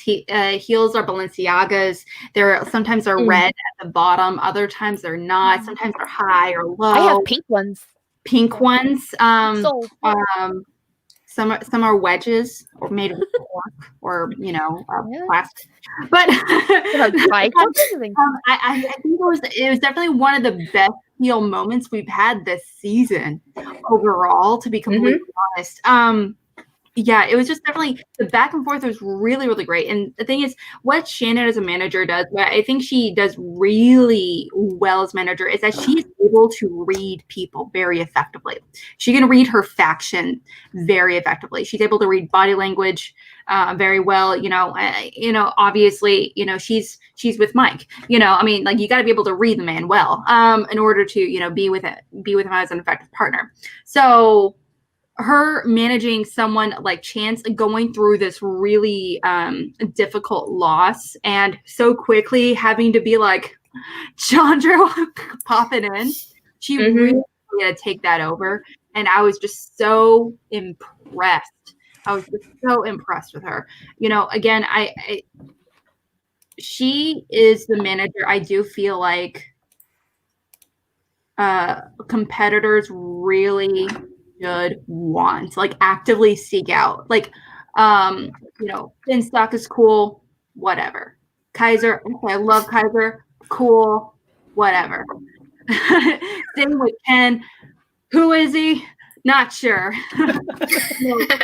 Shannon is who you want as your manager. She will be there to back you up. And that was a prime example of that. And Chandra was hilarious. You knew it was dastardly when he went after Rachel Cushing. No one goes after Rachel Cushing. And Rachel in the chat, she said it as well. She came up and said, I guess he has no class. You're done now. You're done fucked up. Yeah, you're done. You come after her. All bets are off now, buddy. Sorry. But either way, I do think that was a great ending to the match, having the promo or having the little tiff at the end, because it does it builds up spectacular. We have spectacular coming. Chance versus Chandru, and I think the Chandru wishes that corruption had won, because now all Chance has to do for the next 2 months is get ready for that match. Oh, yes. I know by speaking Chance, he is hungry for that belt in a way I've not seen somebody hungry for this belt since Smets was. He wants it really hardcore. I think he's going to do anything he can to take out Chandru. And that doesn't mean Chandru's not a pushover. He's proven himself. Right. Hands down. I'm interested to see how it goes. And not only that, you have Mike, who is reeling from this and no doubt knows what happens and knows what has happened and is saying, okay, no, this does not happen. All right. I do have a Streamlabs I'm going to throw in there real quick. Canada rocks. Thanks for watching, of course, Canada rocks. To me, Chandru is the evil version of Bibbs. They both have the super cheery attitude. Bibbs uses it to tell you how nice you are, and Chandru uses it and tells you how pathetic you are. In all caps, I love his heel work. It's pretty good. I actually kind of interrupt that. That's what Chandra is doing now is almost kind of what I wanted to see from Brendan Meyer at some point. I wanted Brendan Meyer to snap and have that exact kind of like very cheery, happy, I would almost No, happy. no. I would pray for that, but he's also like literally told Christian, I can't do that because my job. Yeah, oh, I know. He does. Yeah. Exactly. I get it. I require this nice guy persona. And it's right. He's right. All right to do that. I can't say I didn't want it to happen. It'd be so Like much he fun wouldn't to have to see. change anything about himself. He'd just be like, "Hey guys, you're awesome." You know what I mean? Like just like a tweak it. Yeah, like it started out, the grin gets a little bigger. Just gets a little more like manic, a little bit. a little bit more crazy-eyed. Yeah. Can I bring back remember when the delinquent Brendan Meyer drinking? Oh, right. Yeah. The milk out of the bottle. That was very cool too, man. That was very We cool. watched his first PG-13 movie. Damn him. Real quick, Mukbang, thank you. Shannon did great, and I'm not a fan of hers, but being surprised and Chandru popping up, I agree with Kelsey and Alex Mathis. She'll do well in 2020. Shannon, oh yeah, I think Shannon's going to do fine. I think Shannon knows what she's doing. First of all, Shannon was a rookie this year, rookie manager, and I think that getting the experience she's had now, I think watch out in the next year. It's scary next Mhm. year. I mean, she already did a Absolutely. good job scouting her free agents there at the end. So now she's going to use that with more knowledge and more game tapes and everything else. Absolutely. So, Yeah. okay, I think that's anything else we want to say about the pay-per-view match at all, or you want to move on to our last topic of discussion? I'm good. Good. I think we can move. All right, we have one more topic of discussion. It kind of came up during the Liz Shannon Miller versus Collins match. It was the return of a cutscene, a first scene. Miss them so much. I do miss them as well. And we had the one and only Josh McCouga calling on the evil, well, not evil. He's kind of corruption, so he's kind of evil. Dewberry, Elliot Dewberry. He's going through an identity crisis, I feel a little bit. He is. And Dewberry, he wanted to reach out, try to reform the Wildberries somehow, some way, even though they're on different factions. And Dewberry had a plan. none of He had it. a plan. He wants none of it. And he instead challenges Josh McCouga to not just a Wildberries Civil War match, not just a one-on-one match. Instead, we have a retirement match.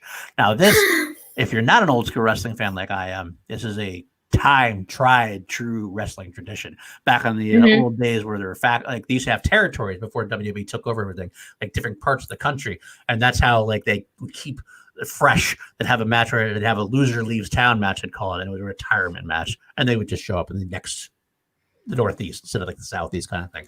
So this has always been a very big wrestling fan. I know as Christian's a big wrestling fan, this is very much in tune with his adding wrestling element to the Schmoedown.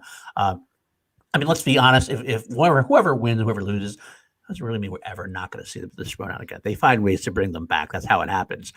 But still, it means we're going to see them out of the Schmoedown for a while. And this is the match that we have been waiting for ever since Shannon proved her heeldom on the stage at draft day and broke all of our hearts and broke up the Wildberries. Wow.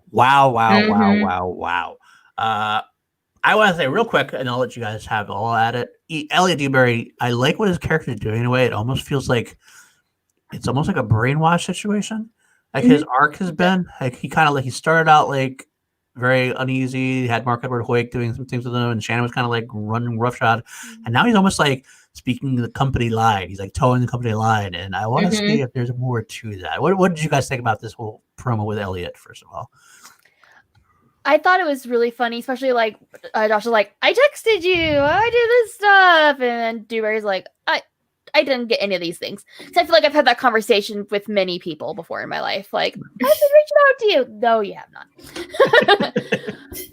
But I'm trying like another Civil War. Like our last like Civil War was Team Action. I'm trying to feel like wrap my mind around this, like another one, how I feel about it in comparison.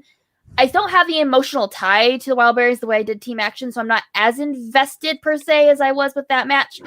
But I feel like the stakes are higher this time because there's a retirement. It's not just like, hey, I'm mad at you, let's fight. It's, hey, I'm mad at you, let's fight, and then if you lose, you're done. And so, like, I'm interested just to see how this goes because I mean, the Houston was like one of my favorite matches of all time. Yeah. So the Dewberry and Makuga, like dynamic, their humor, their way they act against each other, the stakes. This could be a really cool match. It really could be. So I'm excited. It should be a fun match. That's for sure. Yeah. What do you think, Alex?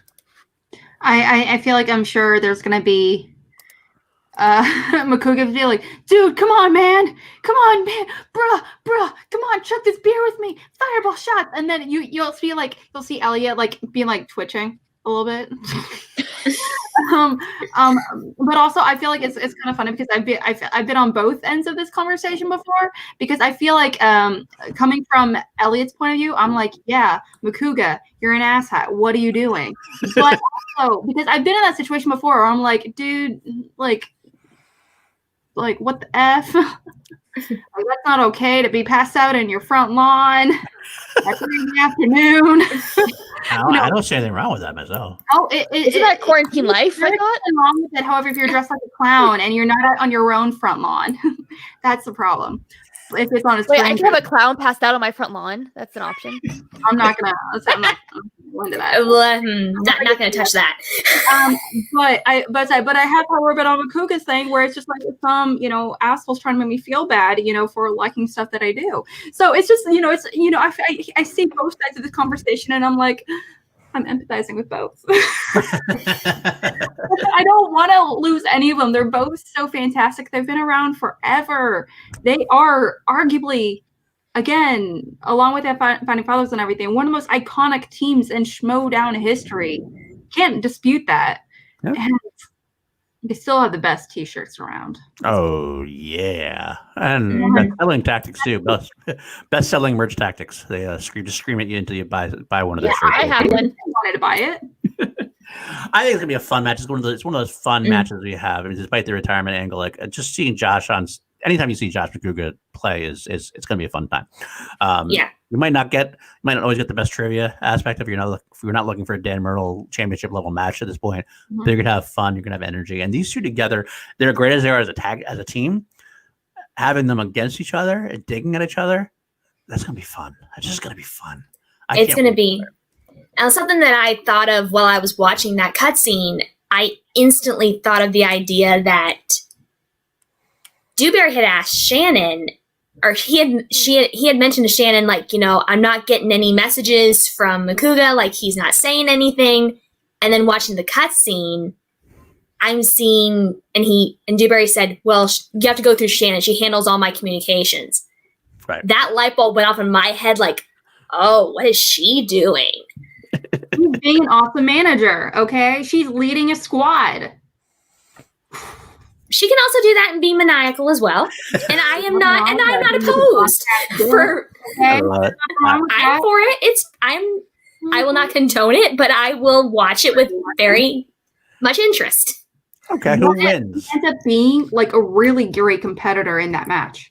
What if he ends up getting like a perfect first round? Could. He ends up like getting like a really great, like, what if he ends up being like really good as a competitor in that match?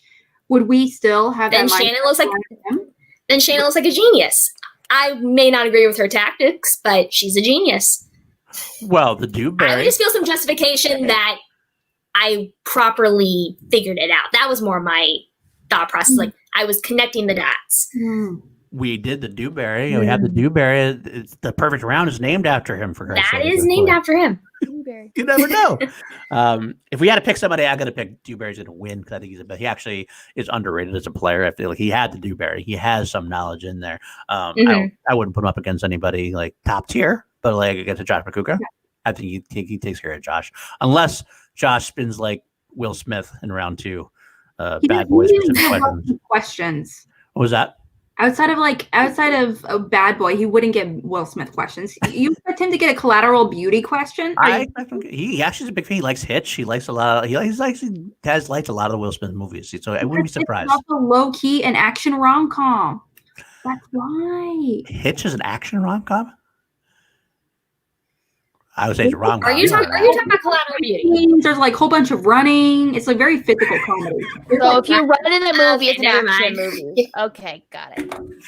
Okay. There's a lot of action sequences in the movie. I But feel like there's she's also gonna a lot of die in this people. mill, Men in Black. and He's doing a lot of physical stuff in the movie. He's running for a long period of time. He's But also running. does a lot of action stuff. Moana is anyway. an action movie. He's like on his jet Wolf's an ski action a bunch of movie. times. What we do have, but Will Smith also has like Men in Black. He has like he's a football movie. He's a football guy too, so I wouldn't be surprised if he's done a Concussion. Concussion movie. Concussion. That's a He good does movie. iRobot. He's done Ali. He's a sports guy. He might probably watch a. I mean, so I wouldn't be surprised if he knows a lot of Will Smith stuff. He Wild likes. Wild West, more importantly. So yeah, we'll have to see. We'll have to My see. favorite Wild Wild West. movie. Wild Wild West. Yes. But either way, it should be fun either way. MIB sequels. Could be. Could be. So but that's what we got to do tomorrow. We'll actually talk to him tomorrow at some point. We'll get to that in a little bit.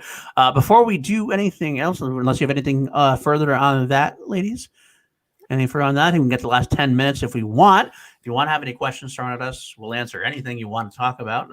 Throw it, of course, Streamlabs and Super Chats will get priority, Yep. as we said.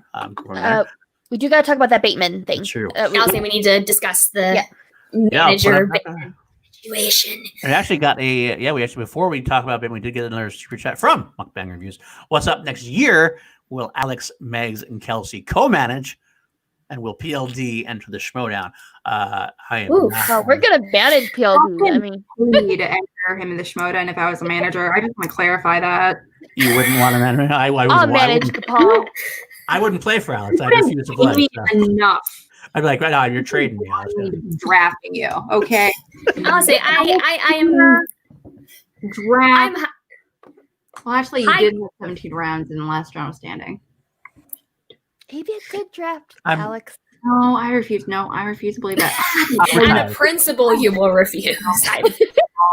I'm retired anyway. I'm retired. We're doing what's going on. I'm retired.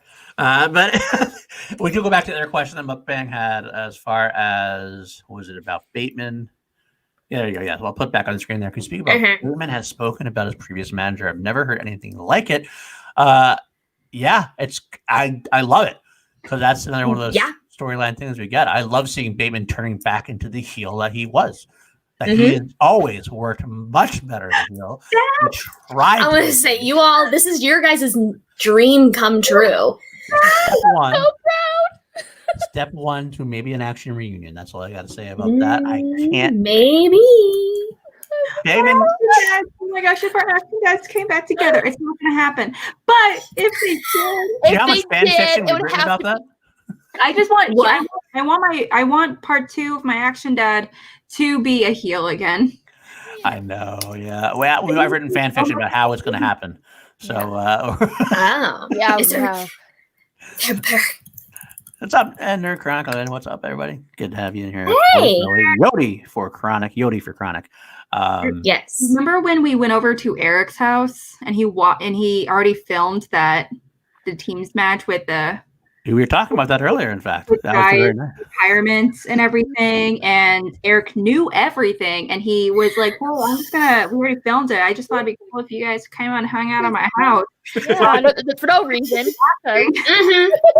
So wait, you're saying This match. that Eric set us up? Is that what you're trying to say? That's jerk. He did set us up. He did buy us things the next night. Though. And he had no idea he'd have drunk people dialing people in the backyard. And a little like, what's that like a mob in the backyard for? In a circle, all on the phone with people.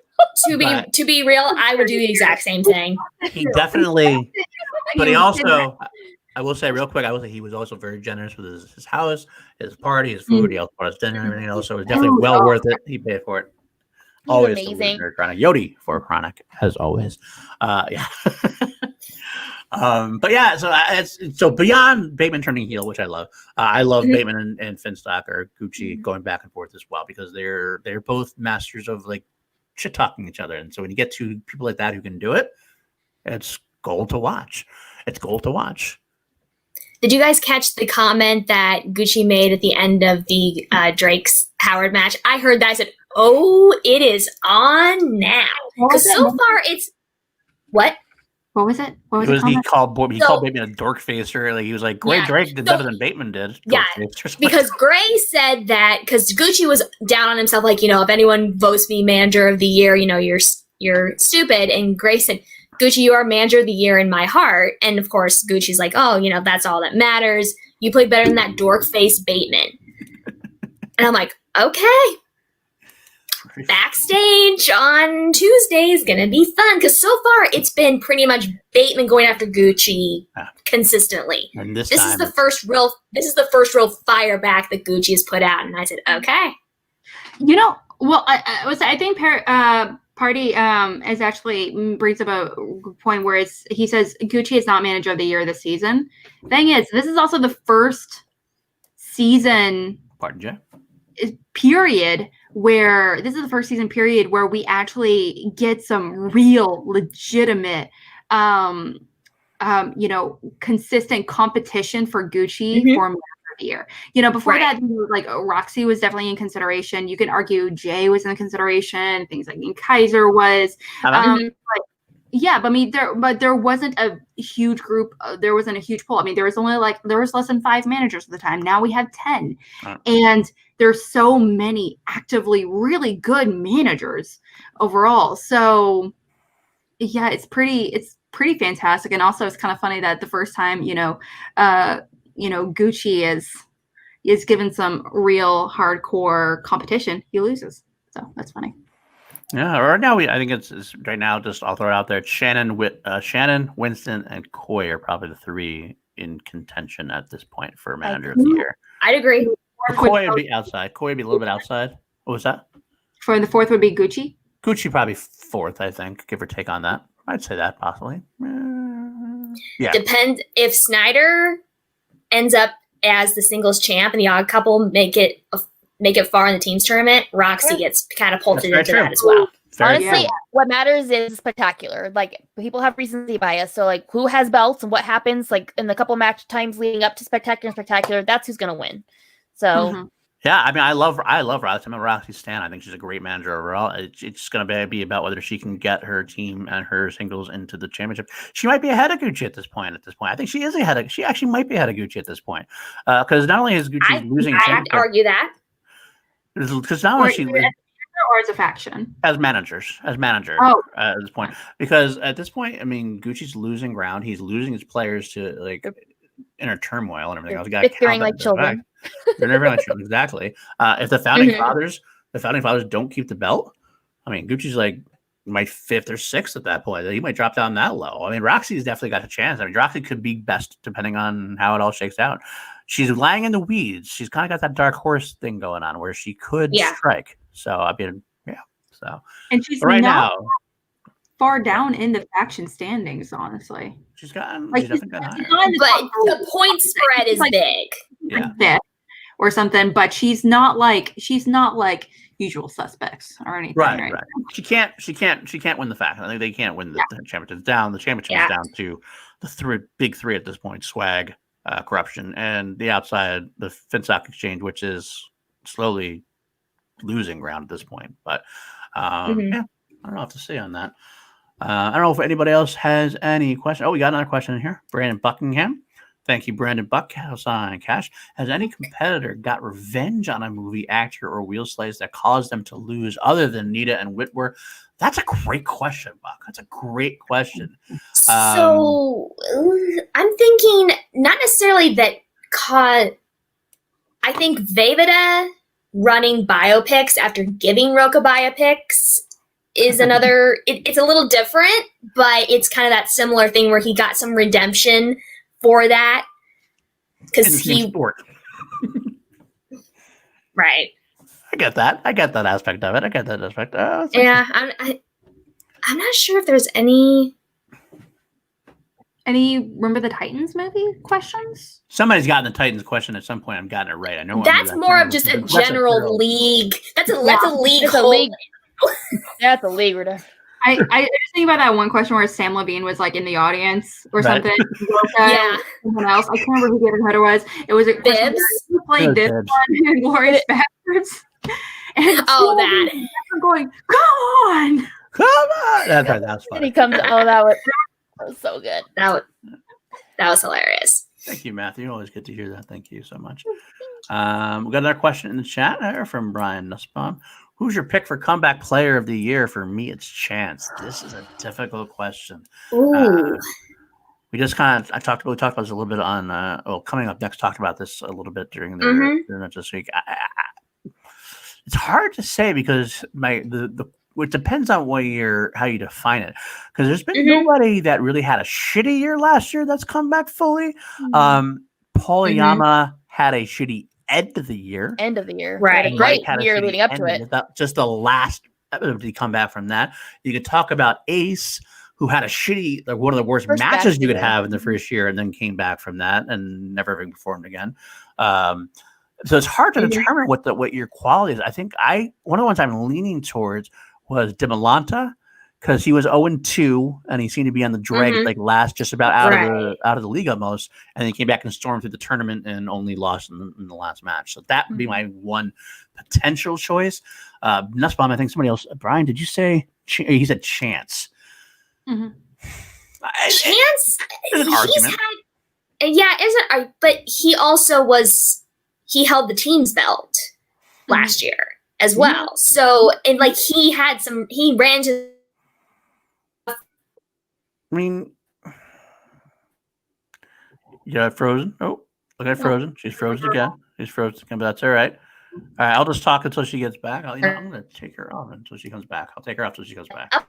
All right, she's coming back now.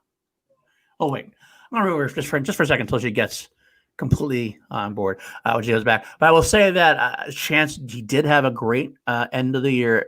He had a great year for the most part. Not great year, but a good year. But he did end up losing the belts and everything else. Oh, she's back, and we're going to switch you back. Hey. There you go. So I'll go ahead, finish your point, Megs. I was going to say he had some tough goes, but we never saw him completely fall apart during that year to where he's still consistently been a good player. But the IG thing is more of he's just really excelled there, not come back. I agree with that. I definitely agree with you. We haven't really seen him outside of teams. We didn't really see him excel in singles like we thought he was going to this season. But honestly, I think SNEIDER could be. Yeah, last year, that was kind of yeah. I mean, after his loss to Oyama, he lost to Irwin. And, they lost the team belts, obviously, quite a bit ago. But we didn't really see him come back in full force until what feels like very, very recently. And this whole SNEIDER-sance situation is happening, and he's coming back with full force. I am curious to see how the team's tournament would go, because that might solidify it for him, honestly.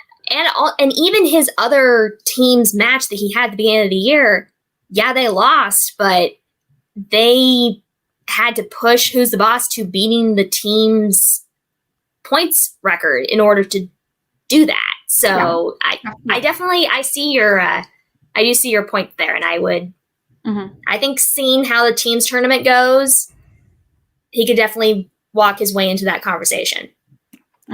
Oh, yes. A couple people were saying it was the Irwin versus Ruka. That's right. It was Irwin when Sam Levine, the Inglorious Bastards question. That's makes sense. Okay. So that's right. Yes, I did. I recently rewatched that one, and yes. I will just one last name I'll throw out there, only because there's no clear cut and there's no clear cut winner at all. This guy wouldn't win it to me, but I almost feel like he could be nominated, and that would be a win. Is Mark Riley. Because last year, everybody counted him out completely almost, besides Who's the Boss. He came back. He had the tournament run, which wasn't bad. He won a couple matches of the tournament. He seemed like he made a statement that he was hanging around at least. He's kind of better than he was. I don't think I'd vote for him as player of the comeback player of the year, but I wouldn't mind seeing him get a nice nomination as like a reward for that kind of how he started studying. Yeah, agreed. What do you think about Liz? Lashana Miller is a potential. That's because she did. Yeah, I mean, obviously slaying this year. Last year, I don't remember her winning much. I don't want to say I don't remember her playing first in general last year. She won her first. She won her first few. Yeah, and then lost to. But her losses were to Polyama and Ben Bateman while they're both having their big runs that they had. Yeah, absolutely. And she didn't lose big. She just kind of ran to buzzsaws. Yeah. I mean, he wasn't in the conversation with some of the, better draft picks kind of thing. She was still known as like a sleeper competitor.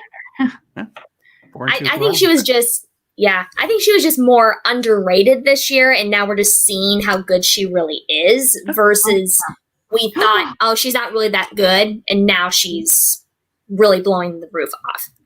Perry?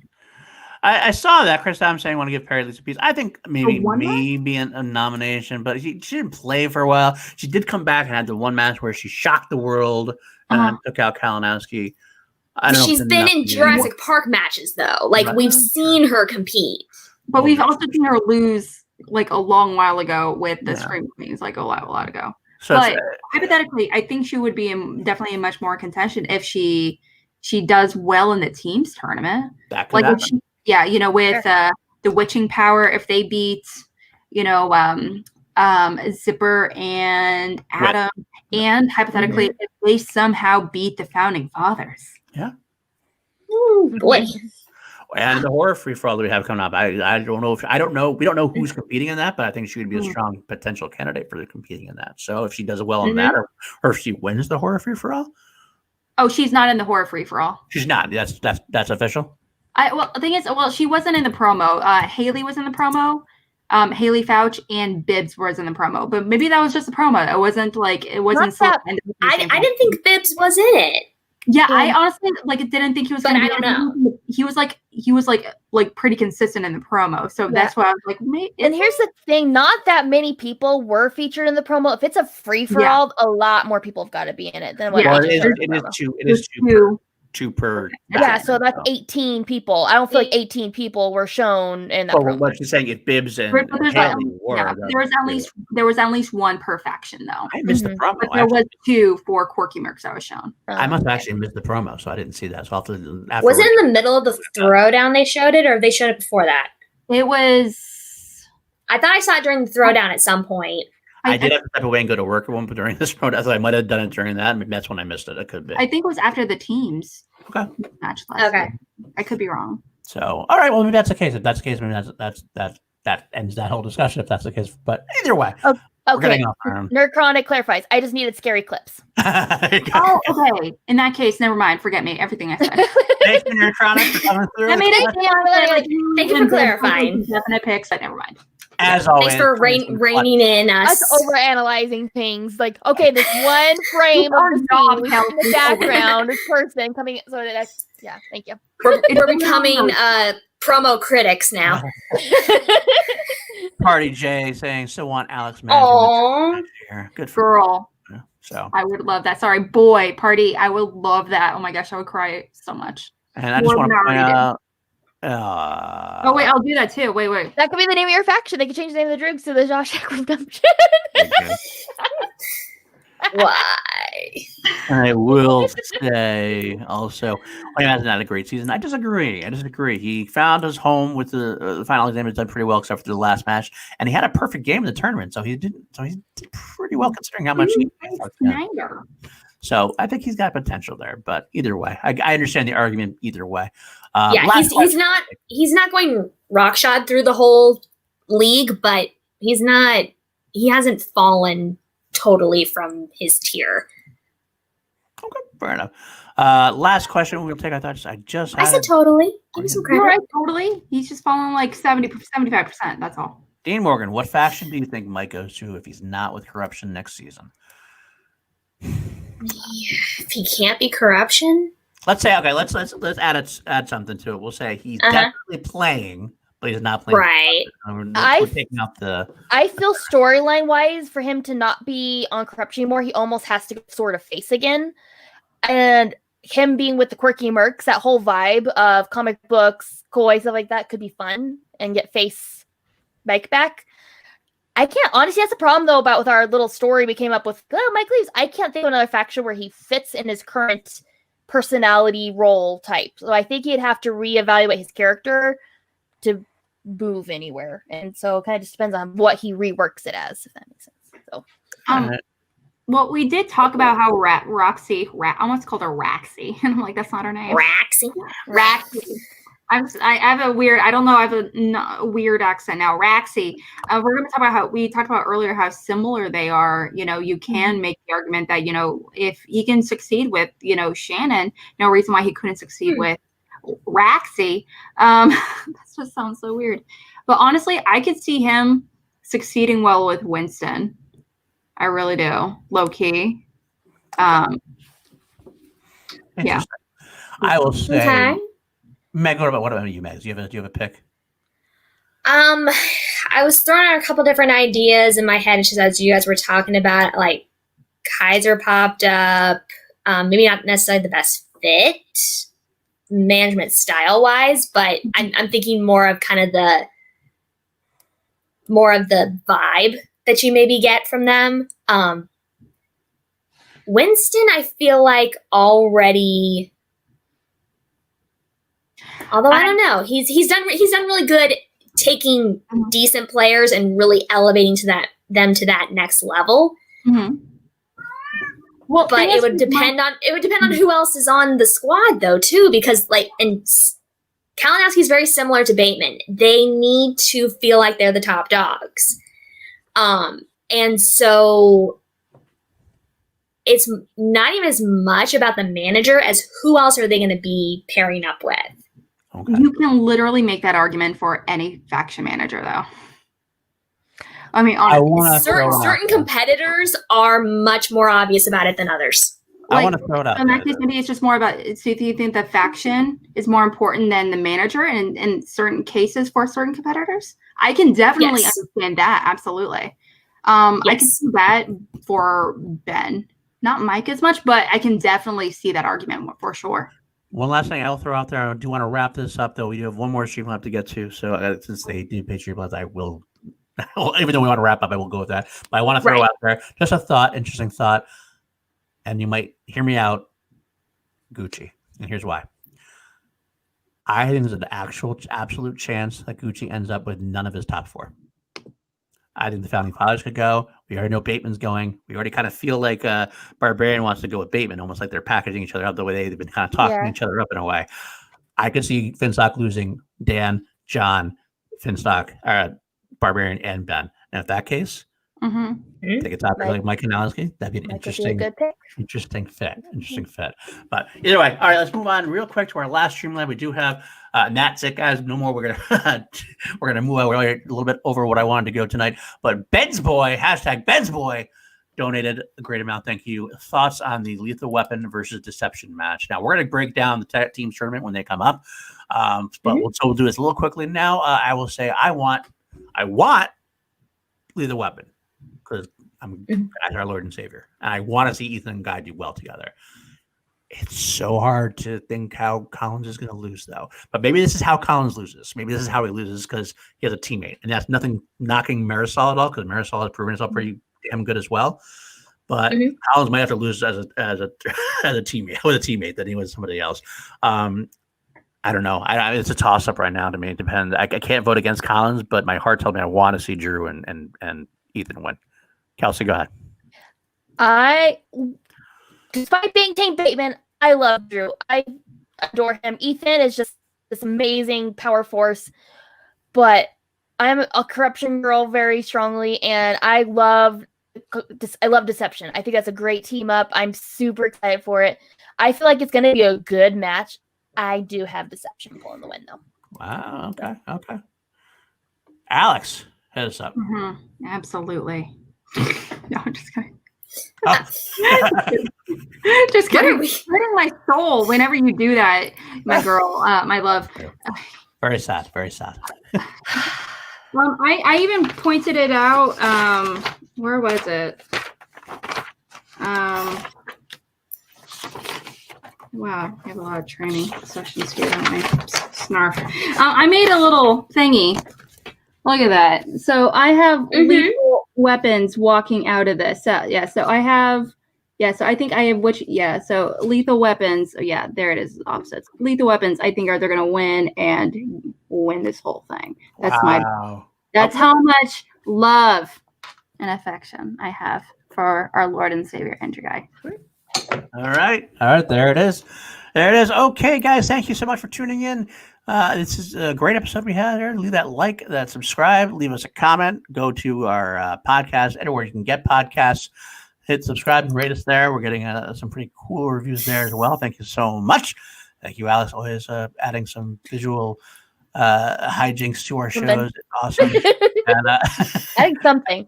I had it here. I had them both here. They're like ready to go. They're from Schmoedown. We're going to promote what we're doing this week. Of course, tomorrow I have a little ad we can throw in there. Tomorrow night, please come back. We got a good one here. Hold on.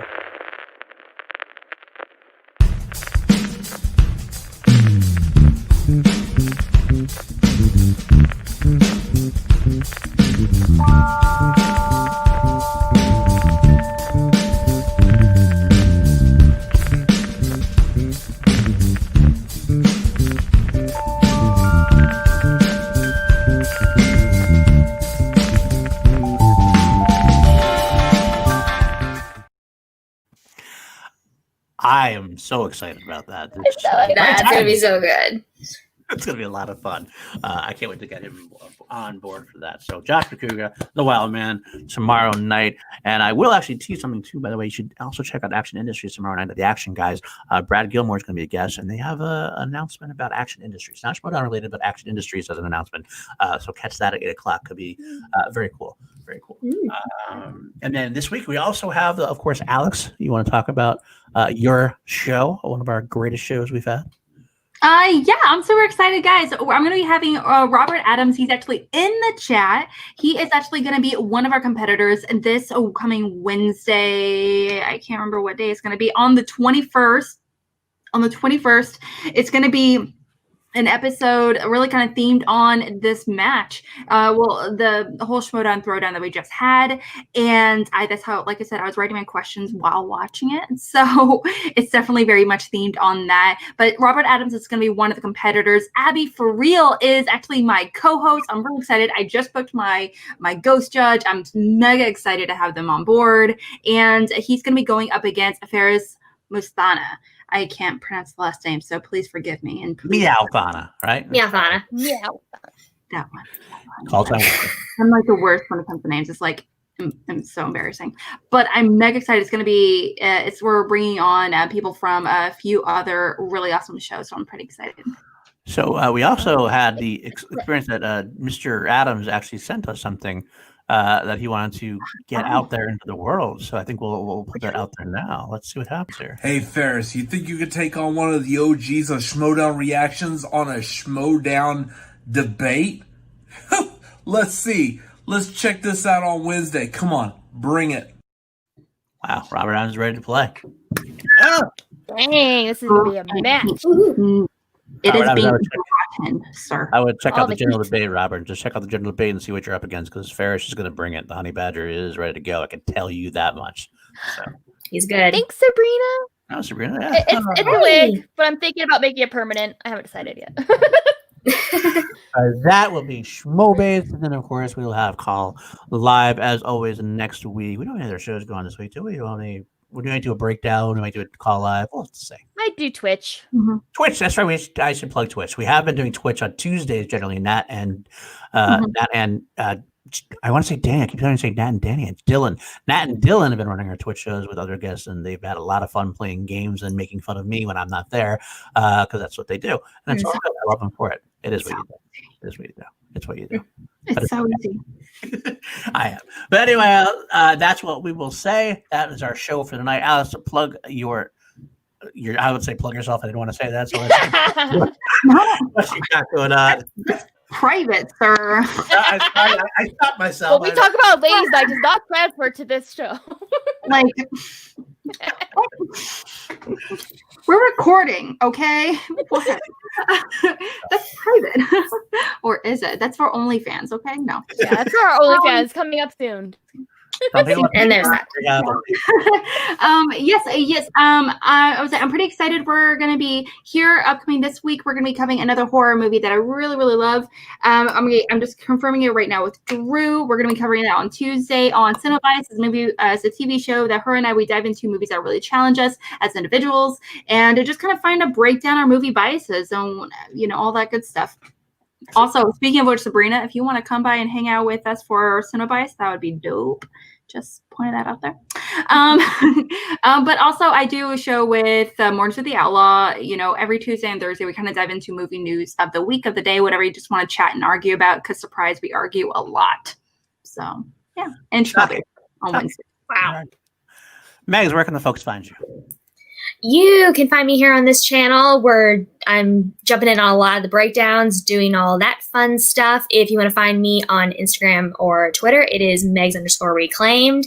And otherwise, Facebook, I also do a lot of the postings on the MTS Facebook and the faction pages with all the recaps. So if you want to catch more of that, you can find them there. All right. Kelsey, how about you? All right, you can find me at KelseyKins90 on Twitter and Instagram. I also have a cosplay Instagram, which is Miss Quinkins. I found some of my wigs and stuff, if you can't tell, so I'm super excited to wear more costumes and do more photo shoots and things. So check that out there. Twitch, I'm hoping to get back on. I had this big plan of buying these super hot challenge chips that are like 20 million Scoville or whatever, and the store was sold out, so that's not happening. But I have all kinds of plans for Twitch, so find me on Twitch at KelseyKinsGamer. Awesome. And for me, I'm going to try to be brief. I feel like I've been John Rook recently, doing a lot of shows I've been adding on to myself. I already talked about Chill, so I won't talk about that. But Action Industries, you can find me every week. Class Action, I do a show with Richard Eric Jarvie. Usually on Saturdays. It's going to be tomorrow afternoon instead. Tomorrow, Beverly Hills Cop 2 versus Lethal Weapon 2 with guest Batty Gunner.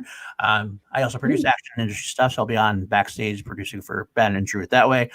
You can also find me producing for coming up next on the SCN network for Brad and Jen. This is a great show, guys. I gotta say, Brad and Jen have such great chemistry. I really hope you guys find the show, love it, support it, because we want to keep that one going as long as we can. Lots and lots of fun. We're working on that too. And finally, I have PLD Projects, which tonight, post call live, probably in about a half an hour, I'm going to be going live with several Action Army generals and other people who might want to join up. I'm not sure yet. We're going to find out. We'll probably do a tier list of some kind. Last time we did wrestling. Kelsey, you're going to join, maybe? If you'll let me be there. Absolutely, I will. I love having you on. You know that. He likes me. He really likes me. I'm not sure what we're going to be ranking tonight, but we'll do. Last week we did wrestlers. I think we're going to do maybe musicians, maybe horror. We're talking about. We'll find out. We'll come find out in a half an hour on PLD Projects. And with that being said, guys, we love you. Come back soon. And as always, we salute you. Take care, everybody. And wear a mask.